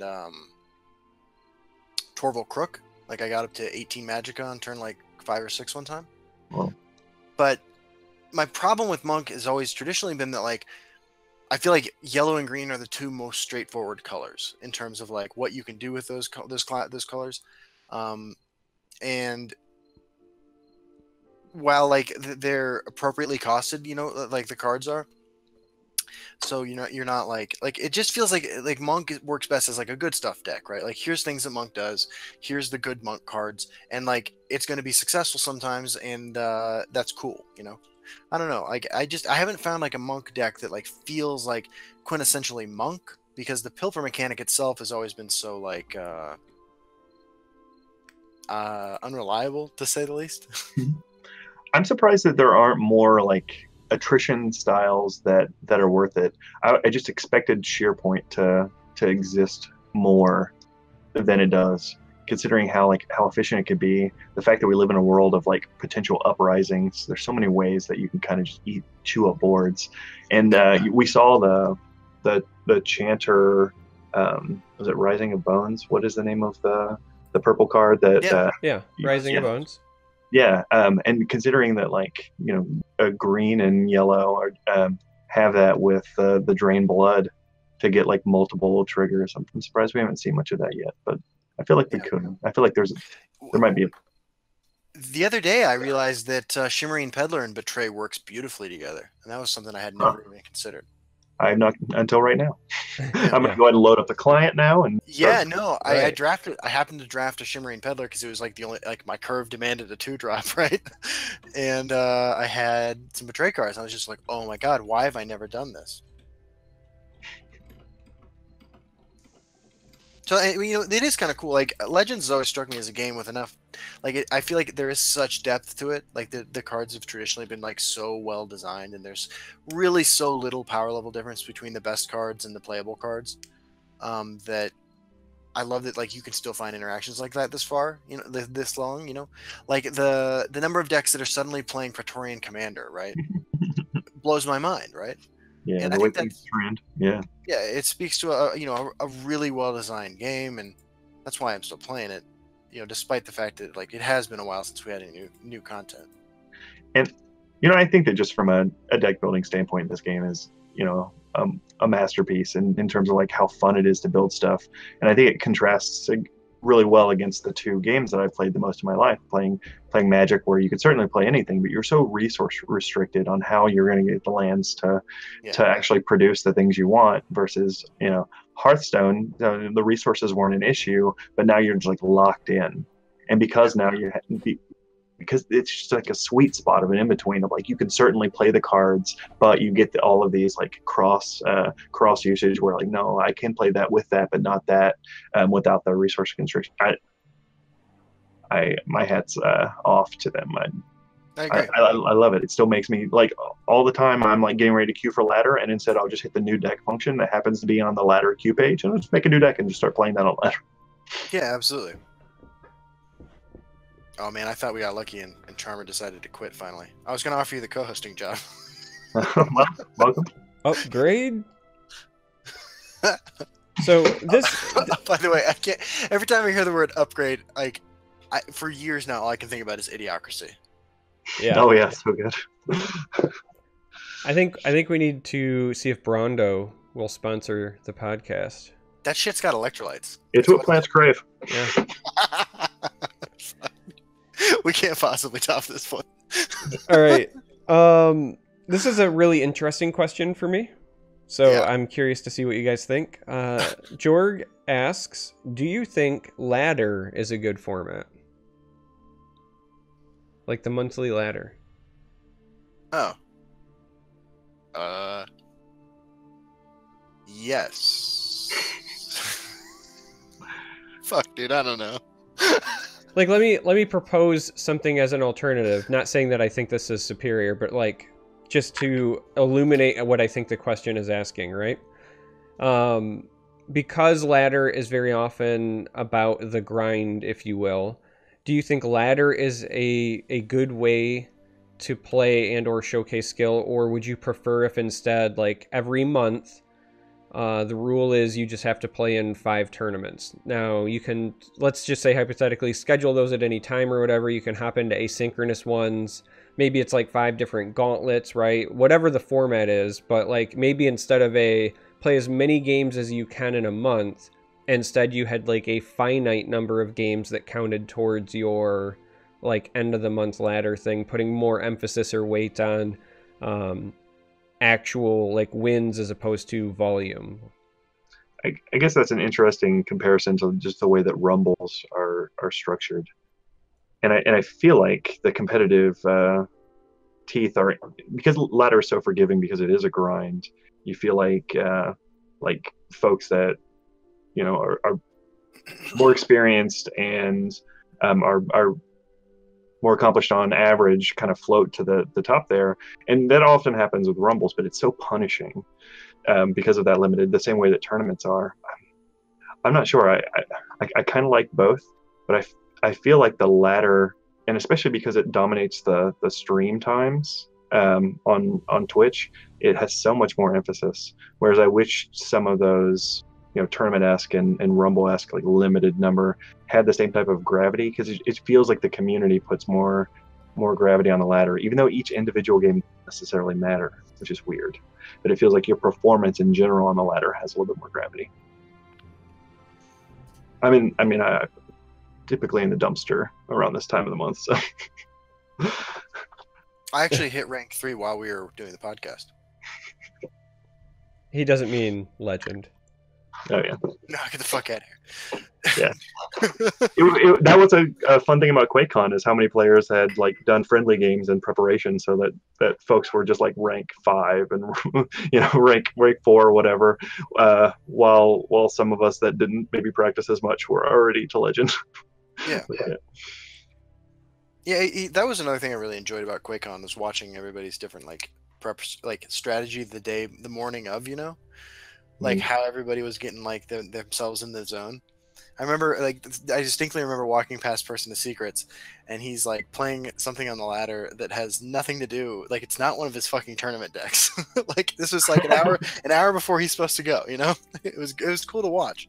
Well, there was a little bit of, and Will mentioned it a little bit last week, of getting used to the computers themselves. Like the mouse sensitivity was a big concern. Like it's just different than what I was used to. So the worry of misclicking when you're on stage, just from an embarrassment standpoint, like just so that you're not like a story, was huge. And during one of my practice games, I think it was Fierce Infinity that sat down beside me, and I'm just practicing a game on ladder just to remember what it's like to click end turn. Like that's why I'm playing just a random.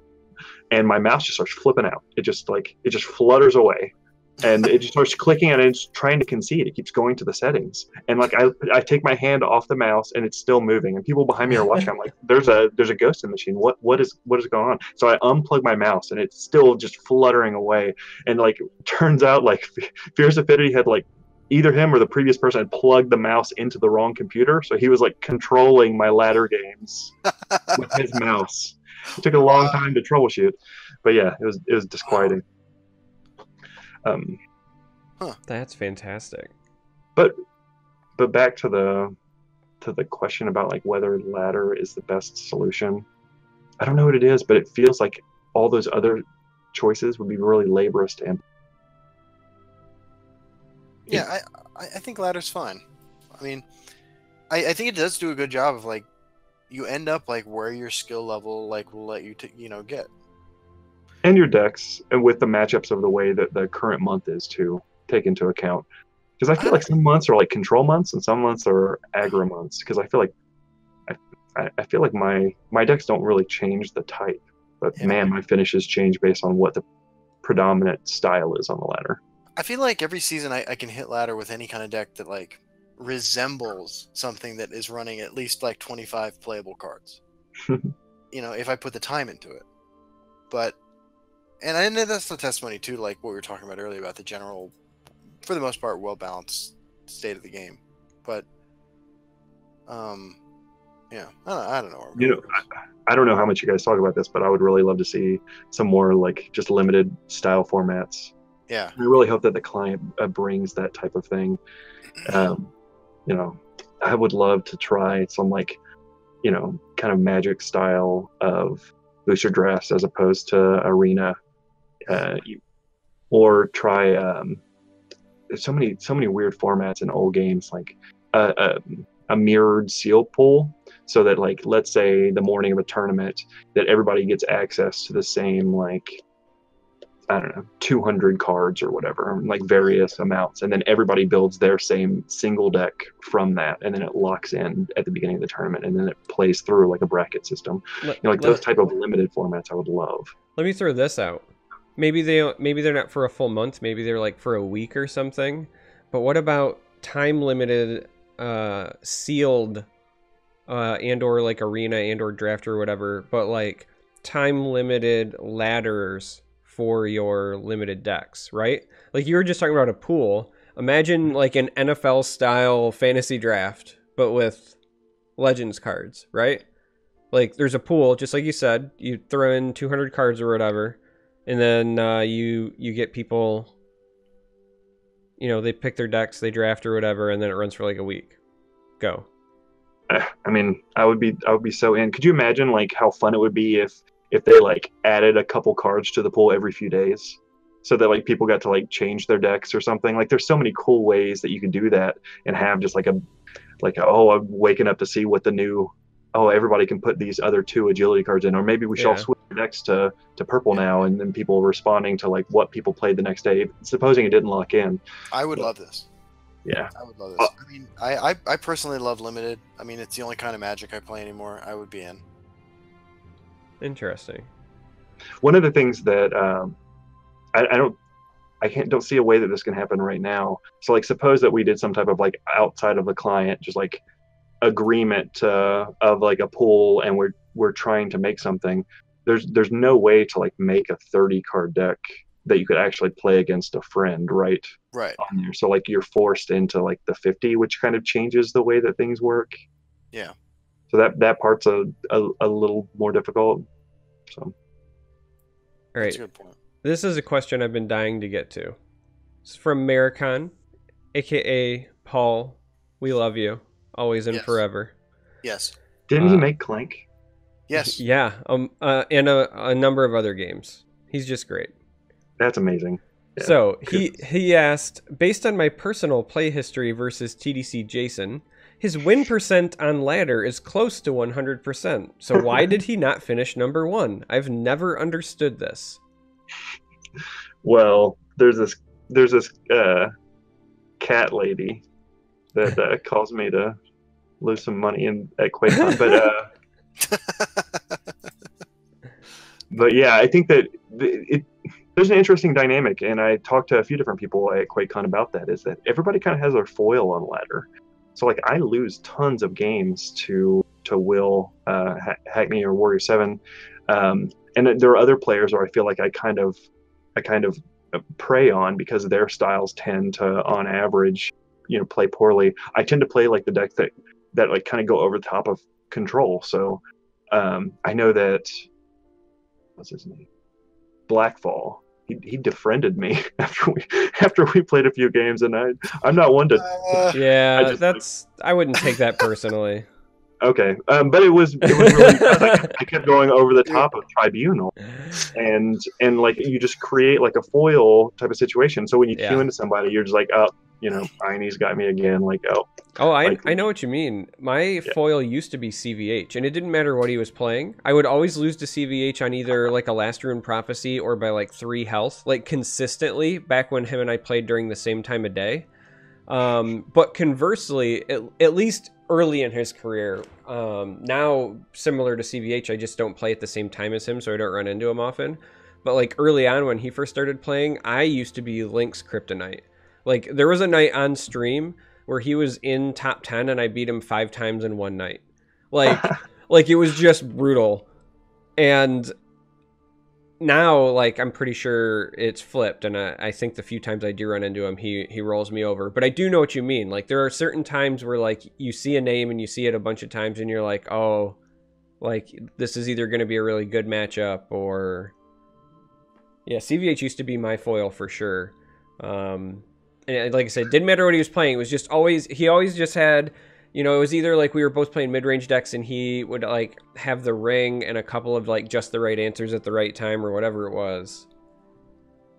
Yeah, and it's nice too that sometimes when people surprise you, like, occasionally, like on the very rare occasion I'll bring an aggro deck, I could tell that people like kept cards that they probably shouldn't have because we played on the ladder so much. Right. And I had an interesting ladder match against Kirakon Zul the other day where he's playing Telvanni, and I was like, these are some weird card choices, but he loves like those like silver bullets, and he played it was in Telvanni, and he played like the 10 cost singleton card, the siege. I was like, that is the most Karakani type of deck I've ever seen. That's amazing. I think he was prepping for the charity tournament because I'm pretty sure we're running into that. Oh, gotcha. So yeah, sorry if that's spoiled or anything, but like, yeah, it was actually excellent. The lists have been revealed. We can tell everybody what we brought. Okay, sorry, I didn't see that. No, yeah. We very disappointingly brought support mage, so that's a plus. But no flesh sculptors, right? No. Actually, there's this line in our discussion about this where Charmer says something like "destroy that card" or something like that. Yeah, delete it. Yeah, and then we also brought Uprising Scout and combo Telvanni. What does your Uprising Scout look like? What is your early game? It's got Gentleman Jim, so it's not exactly stock. Oh, that's right. I remember saying that. Yeah. Here's the thing. This will tell you about our early game, Jason. It has no tree minders. Yeah. You know, to be honest, I think that could be kind of a legit choice, because sometimes you actually need to fight early. So sometimes that is like a low to the ground choice, and not necessarily that you just don't have low cost stuff. Well, makes sense. Yeah, we're gonna do our best. I mean, we're gonna get knocked out in the first round. 100%. Our Will and Alex's decks kind of what you'd expect. No, they are three. It's two aggro decks. You said it's Halalu and Warrior aggro and mid-range battle mage. It's gonna be tough. It's gonna be fun to watch you guys. I'm excited to tune in. Maybe we can cast some of the later matches. So we planned to cast. Yeah. So trying to get caught up here because we have a backlog. Question for Jason. Do you have any lingering desires to even our score? This is from Will. Please don't hack me. Champion previous podcast guest. I thought that I was well positioned to play against his ex. I feel like because I went in like my plan was to try to beat Tribunal, and I felt like I had a list that that could and have a decent shot. So when I saw his major list, I thought I think I could probably feast on that. So then I almost had I don't know if it was almost a reverse sweep, but like we played the very beginning of the first day, and he won 3-2, and I lost a game where I like couldn't get any removal with the archer deck. I just lost to like the 5-6, like the phalanx or whatever. I just couldn't remove anything, even though I got a corner club to trigger. So I thought like this is terrific. This is a for sure winning situation. Then got ran over. So when I knew that like we were getting real close to possibly have a rematch, I thought this is gonna be pretty sweet. I'm ready for this because I felt like I had made some earlier deck choices that were going to benefit me. It didn't end up working that way, but yeah, I thought that would have been great. Ifs and buts. If wishes were horses, right? Yeah, we'd all be eating steak. Is that how that goes? Yeah. Isn't that from like I feel like I've seen that on Yeah. So somebody asked, how soon do you expect to see Isles of Madness ballpark it? I missed that. So I mean I'll question for Jason. I'll ballpark an answer, sure. Sometime after it's done. Okay. Yeah, I don't know. This is your version of what I did to you at QuakeCon. Pretty much. Man, now I'm just thinking about Will's lineup again.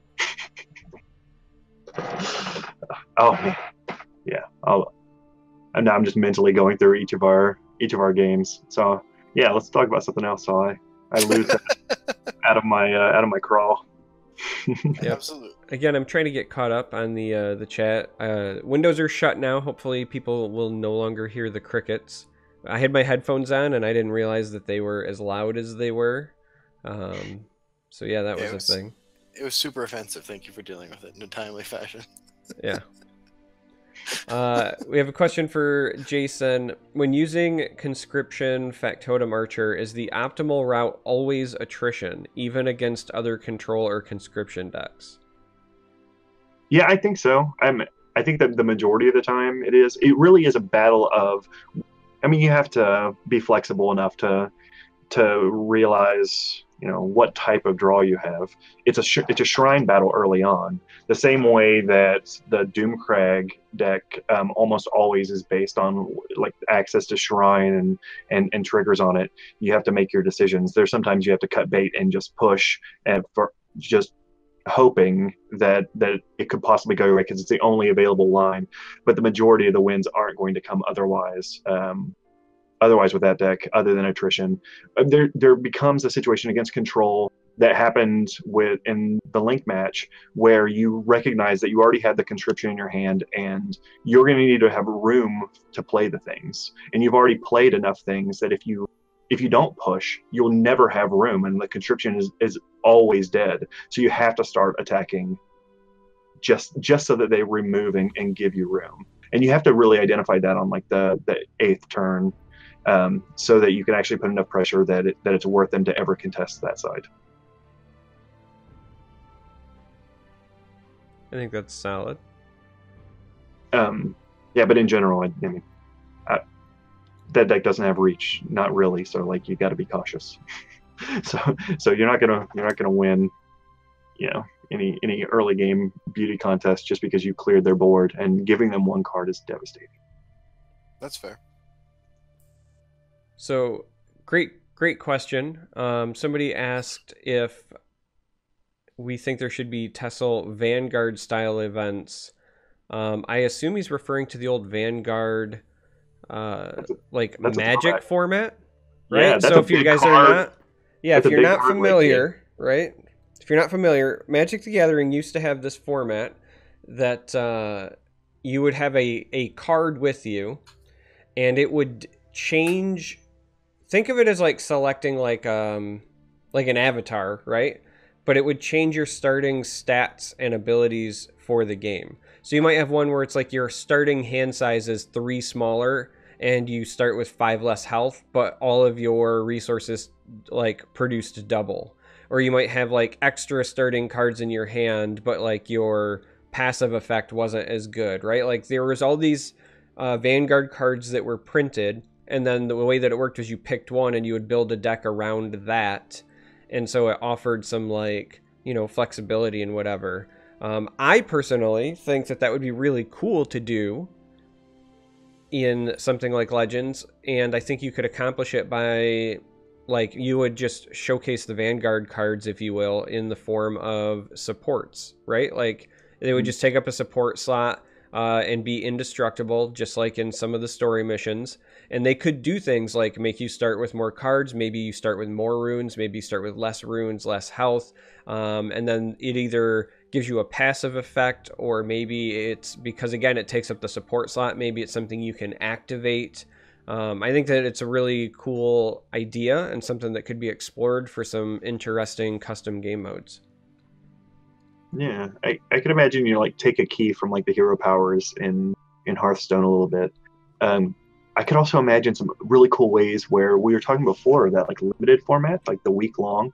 Could you imagine if it was, you know how Steam sales work, and they have that like kind of arbitrary, you choose a team, and then throughout the week, like your team wins or not based on, I don't know, purchases or whatever the Steam sale thing is. Could you imagine if it was like everybody's choosing between like these 5 different heroes from the latest story expansion, and for that week you just play a bunch of like ladderish type of games, getting points for your clan, and like there's team yellow and team whatever, and then you watch that go up and down throughout the week, and it creates this weird like camaraderie. Maybe you get like extra bonuses if your team is the victor. I could imagine some really cool situations like that, and especially if you implemented like some small support that like kind of like turn the key on some like creative situations and got people really excited for like a pack expansion or some other story mode where you then get to feature and like spend your week rooting for these characters in a way that you don't necessarily do in mode, even though those are very engaging.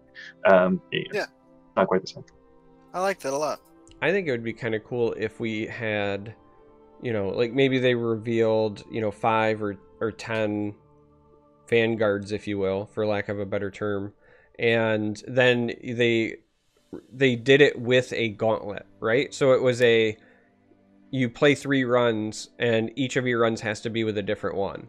Ooh, right? Yeah. So you reward some diversity in deck building, but you also get to play with some new tools, right? Like I think that kind of event would be really neat. Mm-hmm.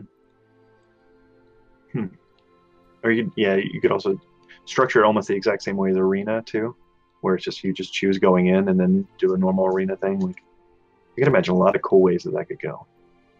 Yeah, it's interesting too. It kind of shows I would assume the age of the questioner. Yeah, Magic has had Commander and like that type of thing, which is yeah, it was just kind of the same thing. Or Vanguard, and now I'm thinking about Squee and the Weatherlight. And yeah. Listen, man, I don't know if you've ever seen it, Jason, but over here, it's not hung up yet in my office because I'm still unpacking, but I've got this giant, like, wooden plaque from the Magic Arena season of 1997, like, with the different phases, and, like, I'm on there for, like, most creative deck builder or something. But, yeah, like... That's awesome. You all know what I was doing in 1997? I got an idea. Yeah, all right. To be fair, I know who Squee is. I've read about it now. Yeah, he's a goblin nabob. Nabob. Oh, and he's got regalia. Like, he's got nice robes. They're durable, too, because he just keeps coming back.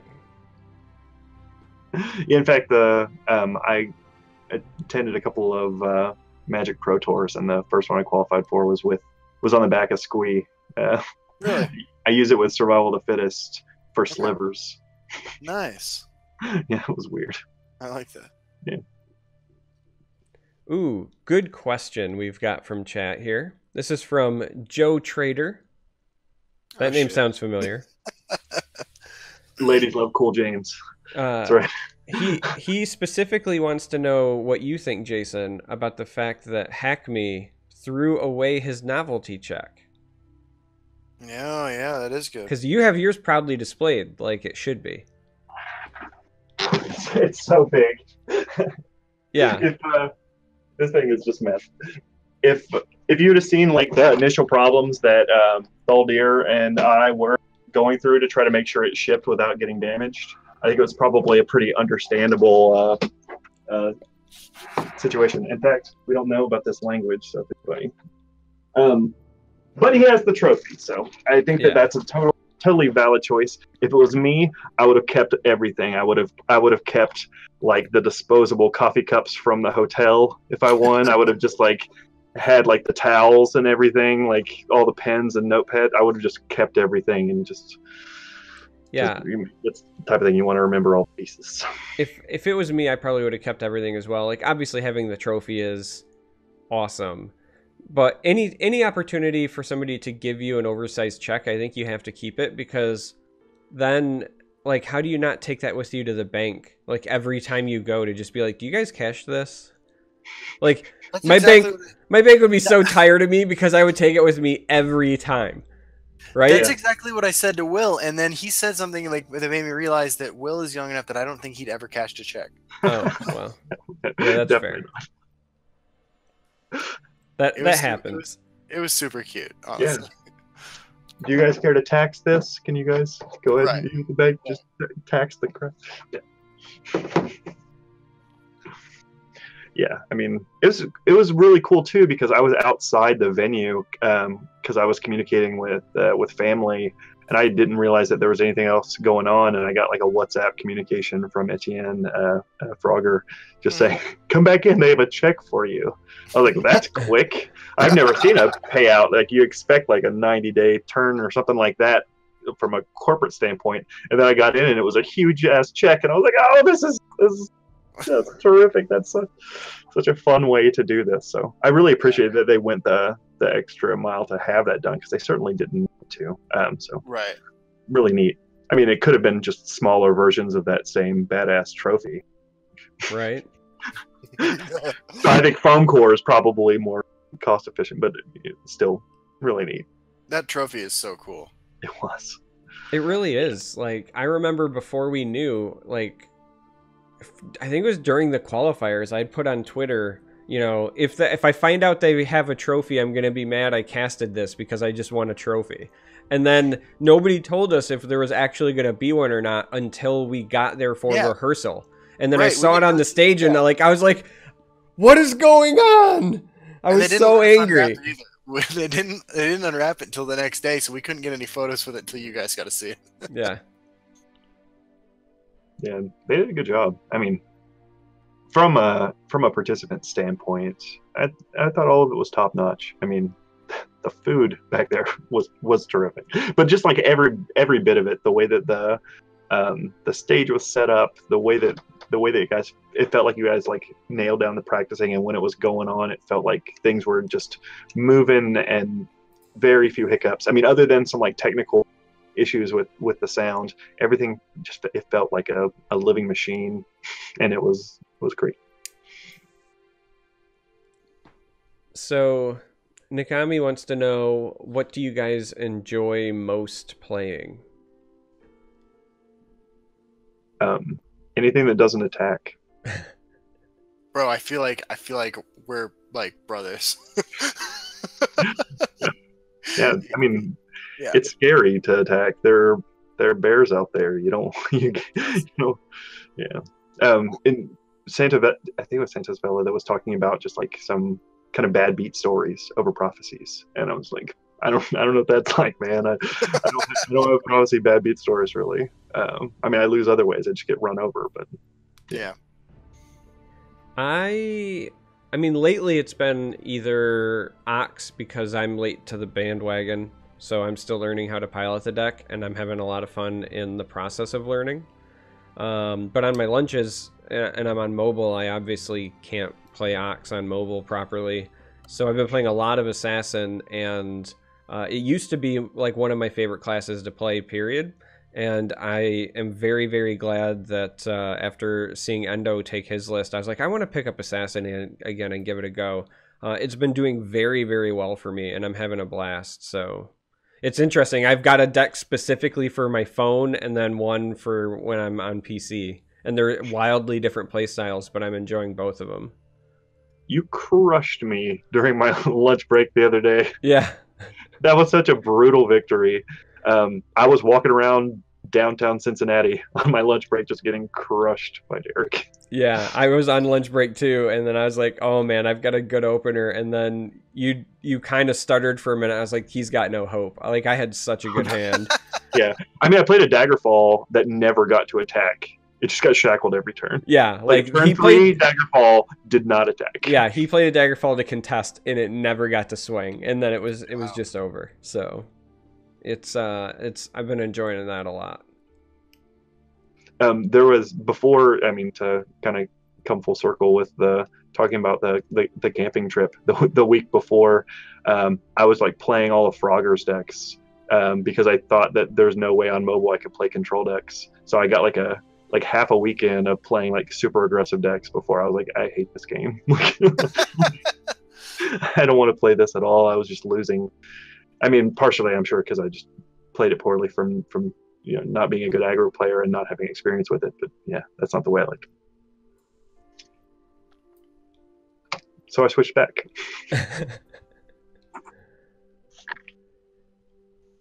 Somebody asked, did you guys have to play with white noise when on stage? Yeah, and it was weird too. I think that we'll mention a little bit about it last week, but it was that you could almost tell what the casters were saying. Like, you couldn't, but it was so close that if you tried to focus on it, you would go mad and like miss the turn. So like you had a tunnel vision, and I played with the game sound on, and I don't like earbuds typically, and I almost never play the game with the game sound on. So it was foreign. So it was a weird thing where like right in front of you is like the game portal, what the game is, and like the tunnel vision was kind of immense because of like the seclusion, and then there was a camera person floating around to try to get the other like little emotional shots in between. So yeah, it was a weird setting. And I felt fortunate that I was so tired that it was easier to zone in to like ignore everything else because I felt pretty exhausted. That makes sense. All right, we've got which do you guys prefer more, Gauntlets or Chaos Arena? Chaos Arena. Yeah, I don't like Chaos Arena, so not my jam. I lose to like the animal lane enough that I'm just like,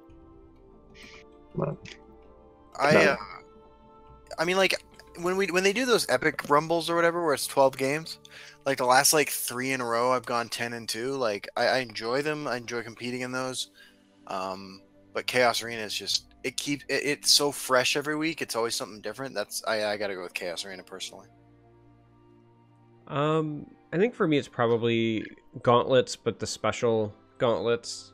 So not the ones that mimic ladder, but kind of give you deck building constraints. Just because it's enough to shake it up, but I also really enjoy deck building and kind of theory crafting, and so oh, there was a notification I wasn't expecting. So like even if I'm not doing well in them, just the process of like having to try something new, I really enjoy that. I agree with that completely. What was the notification? What I miss? It was on my machine. I think getting a YouTube notification, but Oh my god, you got a subscriber? I did get one earlier. Holy shit. Yeah. Thank you, Brandon Mercer. Your check's in the mail. Yeah, we also got a we got a Twitch sub earlier. Again, notifications are off when we do the recording, but Grognak87, we did see it. We do appreciate it. They'll be back on after the official recording when I play some ladder games and fail. Let's see. I think we're close to caught up. Sweet. It's good times. Oh, that's if you're not familiar, that's code for Justin is tired. Look, guys, look. We got a tournament in the morning. We gotta win some kids some money by losing to Endo and Hack Me. It's important. So, what's the best way for me to give money to this cause? Is there a link that's provided? Are you guys shouting some stuff out? How's this work? I'll be honest, I have absolutely no idea. Yeah, I spent my entire time prepping for this by trying to convince Charmer to bring some work. Yeah, there's gonna be like in the chat a thing that you can type to have the links come up. Ian Bits is gonna have like a link on his page, I believe, as well. And I don't know if he has already, but I think he was gonna tweet the link. But like he's got the info and where you'll be able to go and donate, and then it's all gonna go to, I believe, St. Jude's as part of the like tech and junk thing. So I probably should know more details. That would be the responsible thing, but I'm gonna be honest. He said, "Hey, you want to do a charity thing?" And I said, "I'm in." Right? Like that was the amount of recruiting it took. So here's how I got recruited. Charmer sent me a message and he's like, "Hey, Ian knows that you don't really respond to messages." And so so yeah, he's talking to me. I was like, oh, okay. Yeah, that's basically how that went. I was like, Ian wants to invite you to a charity thing because you're known, but I'm your secretary. It's hard out here, man. Well, it's good of you guys to participate in that, and I really hope that it's a huge success. Yeah, me too. I think it's a great idea. Like, Sandra and I have talked about doing a charity stream, and I think this is great. I think turning this platform frankly, I think that anybody who has the time and for just the time even to spend money playing Legends and watching people play Legends, I think we can funnel some of that energy into helping people. Like we totally should. So I'm typically a free to play charity giver, so, but maybe I'll change a little bit. Cool. I did actually. Now that I think about it, when shit was I say this when shit was going bad in Puerto Rico, as if it's not like still a fucking trash can fire right down there. I did donate the revenue from the channel to the Red Cross one month. Nice. Yeah, that was pretty cool. That is pretty cool. Thanks, brother. Sometimes I really like it when you say like, "Thanks, brother." And then other times, I'm going to be honest, like other times you say it and in my head I hear Hulk Hogan. Aw. Oh, brother. Yeah. I mean, like, I say it. Let me tell you something, brother. Fuck. Justin Larson's going to go wild on you. Oh, my God, dude. I've been taking my vitamins, saying my prayers. Oh, fuck, dude. Yeah. As a child of the 80s, Yeah. I appreciate everything about that. Oh, man. Yeah. Fair enough. Oh.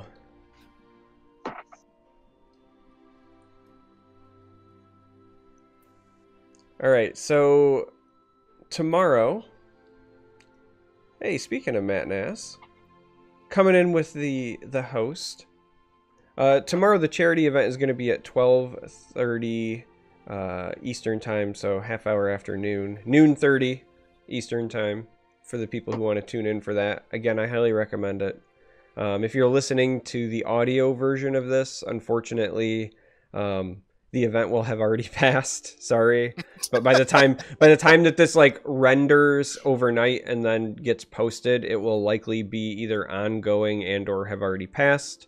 So know that there was a charity event, and if you missed it, it is all the more reason why you should follow at least Justin on Twitter, if not myself, because we notify people about these sorts of things. And Jason is on Twitter. He posts lots of like inspirational stuff, very handsome selfies. You'll learn that he's actually from Cincinnati and not Texas, like I said during the Master Series. I want to say too, Jason, just real quick. It was a privilege to meet you. I had a great time chatting with you and getting to know you when we got lost in that Uber. Oh my goodness! Oh, yeah, we didn't even tell that story, but yeah, that was great. And I really look forward to seeing you at some more Legends events in the future, because I think you're a great player and a great guy, and someone I look forward to hanging out with again. Thanks. Yeah, this has been a terrific ride so far, and yeah, I hope to be in the community as much as I can. Hopefully, I'm fortunate in future tournaments to get to participate, or they're close enough that I get to attend, whether or not I'm allowed to play. But yeah, you guys were terrific, and so was everyone else that I met there. So that I'm definitely gonna remember that all those details for a long time. Yeah. Well, now that I know that you're actually in Ohio, it might be an excuse to do something a little more local since I'm in the Mitten. Whether or not that's like as silly as like a Wizard World Chicago or maybe a Gen Con, Exactly. we got some places we can like meet in the middle. So I go to Gen Con just about every year, and go to Origins occasionally as well. So I'm always up for some games. I know what those words mean.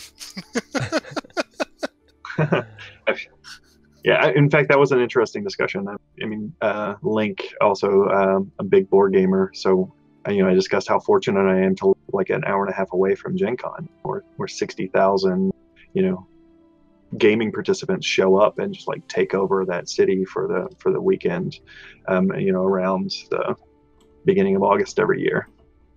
It's a great time. I mean, QuakeCon was also fun to see, but Gen Con dwarfs it in size. I think it was last week you were talking about other potential venues for the tournament setting, and I feel like they probably need to do test Legends tournaments where Quake or something else is going to happen. But if they're just looking for like the raw number of people to see something, Gen Con is a terrific place to check it out. I know that the last few years I've went to the digital booths in hopes that there was some presence. And yeah, I think it would be awesome to do something like that maybe at a Gen Con. The biggest potential challenge is obviously setup, right? Like there's not there's not like the stage and like the computers. Like, let's be honest, Gen Con is a much more table friendly game, and like that doesn't have the technology to support it, but it would be really cool. Like, I mean, that's your audience, right? Like that's your target audience. Those people, if you were gonna try to hook some people into a digital card game, yeah, it's something to think about. Actually, that's interesting. Yeah, I saw some other ones represented there. So when it happened, I was like, no, people are trying the wrong thing. Come on. So I'm just like playing Test Legends publicly, just like walking around with my phone, like this is the one.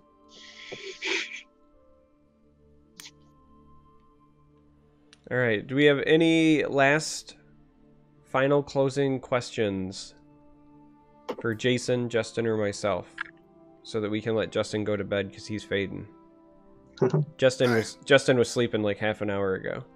Yeah, that's true. I know. I can see it on your face, dude. I know. You know how like when kids start to get tired and you're like, you're tired, and they're like, no, I'm not, but they're totally 100% tired. Like, yeah. I can read it all over your face, man. That's me. I want to do like a kind of a special shout out to some of the folks. I mean, everybody, like I said, was very personable and terrific there, but a few other people just like, spoke specifically and suggested that I try streaming. So I've done that now a few times. So I know I'm going to forget some folks, I'm sure, if I start mentioning, but I know that Dustin and Griffin, I think I talked to Swoderman and Santos Vela and Link and some others about like the structure of how it works and stuff. So I just really appreciate that push in that direction, because I've really enjoyed it so far. So thanks, folks. Zombie Hunter 9x19. The bookshelf was a gift for my in-laws when we got married. So rapid fire, Jason, how much do you work out? I'm a little injured at the moment, but I mean, I typically just do push-ups and pull-ups, so do those like 3 or 4 times a week. Yeah, I'm also injured, and my leg's been acting up something fierce today.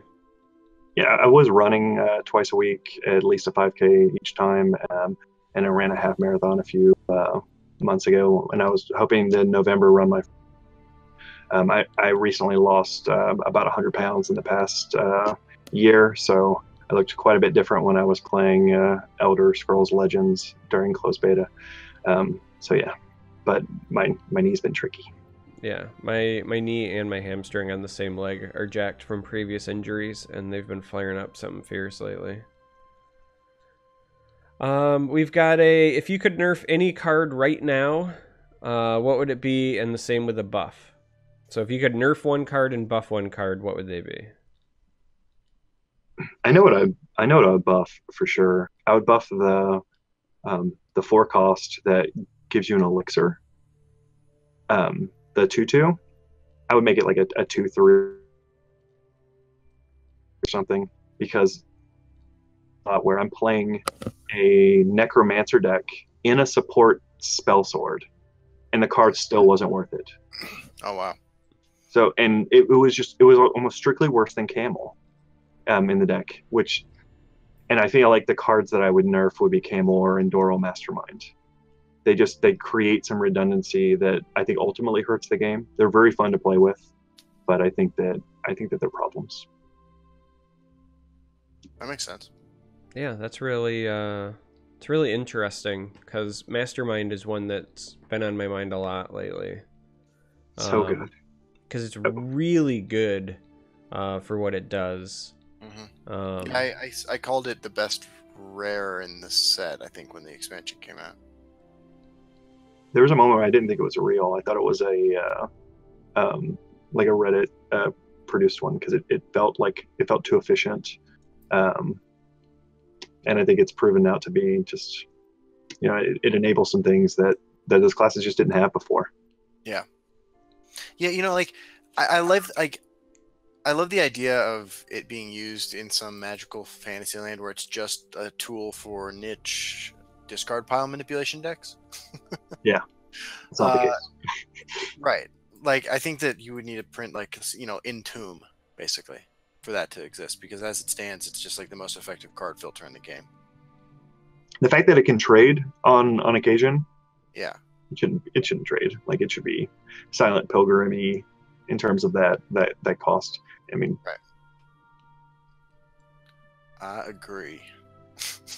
Yeah, so, man, I don't know what I would nerf and buff. I actually think that things are really well balanced right now. Like, as of right now, the ladder I know is feeling stale to a lot of people, but it's also one of the most diverse experiences I've had in a long time. Like, when I look through my match history, I am seeing a lot of different classes, and then even amongst those classes, it's a lot of different types. Like I said, I played against 2 different monks inside the top 50 in the last week that were playing completely different decks. I don't know. I would have to like do a hard think on that. And I'd like to take back my statement a little bit. Like that was if I was forced to Right, nerf yeah. things. I Like, think I in don't- general, I don't want that to occur. I could see it happening because I could imagine the design space like hampered slightly, and it creates some. Yeah, I mean, yeah, if I in was general, the diversity. I mean, other than the fact that you'll probably eat those words here in the next like 5 days, as like the number of Telvanni on the ladder is going to skyrocket as people try to like get higher finishes. I think that we're going to feel a lot. We're going to feel some ox. yeah, But yeah, in general. I guess maybe I don't know. I don't have the problems with Ox because I don't see it like too much as a boogeyman, because like even when I'm playing non-Ox decks, I don't feel like I'm out of it. Maybe it's just me, but like I haven't like struggled to beat it when I'm not playing Ox, but it also might be the kind of decks that I play. Yeah, So, that might be the case. I know the type of decks that I play, it just crushes. Like I can't. because you can't make like it happen. attrition it, right? So like it's not your play style. But like when I'm not playing a combo deck, then I'm usually playing mid-range. Like mid-range is my favorite play style, and I mean like typically either true mid-range where you kind of play defensive and then you take a point where you pivot and then start to go face, or I really like tempo oriented decks like Assassin. But like with any of those, like I never feel like I'm like really out of it. So I don't know, but Yeah, I'm often like my decks don't have the tools to actually punch through, so it can be easily defended. So I'm in weird spots where I just have to hope that they didn't draw the Genius Path Mage. yeah, well, And it happens sometimes. I mean, it's 75 card deck, so sometimes they're bound not to draw it. It just doesn't seem. If somebody was gonna like force me to choose, I think that's the card I would probably consider nerfing the most, because I think that I know that Nixox catches a lot of flack because it's the magic of manipulation and things like that, but Path Mage is just efficient, and it's so efficient, and not just even in the combo deck, but you're seeing it in tribunal decks, and you're seeing it pop up in even some other stuff. Like even just the fact of like late game, it can generate so much value and like chain you into a board of 4/4s, and I don't know, man. Like it's The fact that their size is substantial, and like you can win the game just based on like path maging for path mages, just to have just a sturdy board is surprising. Yeah, I don't know what I would adjust, right? Like if you mess with the Magicka cost, that obviously does a lot to the card. But like if you wanted to play it safe and like adjust stats, like if they said tomorrow, like we're gonna make it a 3/3 even, like I would play it at a 3/3. I'll be honest. Like I would play that card at a 3/3. Yeah, I think that's true. So, yeah, people were discussing how small the ox would need to be under the previous wording. I was like, 01? Like, yeah. I would have played it. Yeah, I think that Path Mage would survive at a 4/4 or a 3/3. Yeah, I think that Path Mage, because when you think about like potential future issues too, right? Path Mage has a lot of openings for abuse. And I think that, just now realizing what I just said, you also have to be careful. Like making nerfing something down too low now creates like a necromancer issue, which is another card that I think will probably need to be figured out more in the future. I think it's just going to create some problems in the long haul. So if you made like Path Mage that was an 01 or a 2/3, yeah, you could imagine some situations of Night Remembering and a Necromancer to get back the Path Mage to. Yeah, absolutely. Crazy. So now things can't be too big, or they're too good, or they're too small, or they're too good.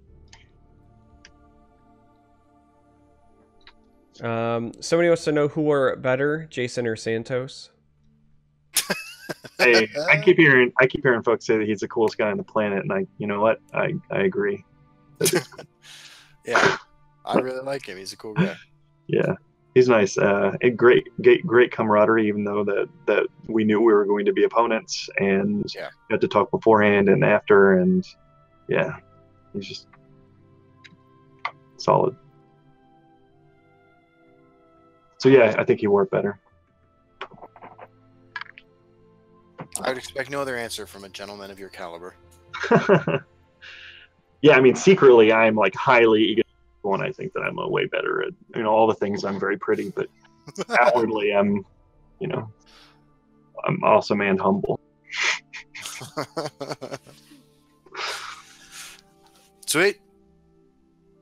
Well, we appreciate you being a guest, hanging out, Absolutely. soldiering through Well, all of the questions. Thank you guys for wanting to have me on. I feel quite privileged. No, it was our privilege. You're great to talk to, and we'll definitely have you back if you ever have the time. Yeah, definitely. Next time the check will be larger, hopefully, or just like more murdery of a implement. Listen, it will be physically larger. Yes. Okay. That's right. I mean. Oh. All right. Well, we'll end it here as Jason puts back on the Ant-Man helmet that I still think is fantastic. I want a Juggernaut one now. And this is where we say we'll see you on the ladder, right, Justin? See you on the ladder. See you on the ladder.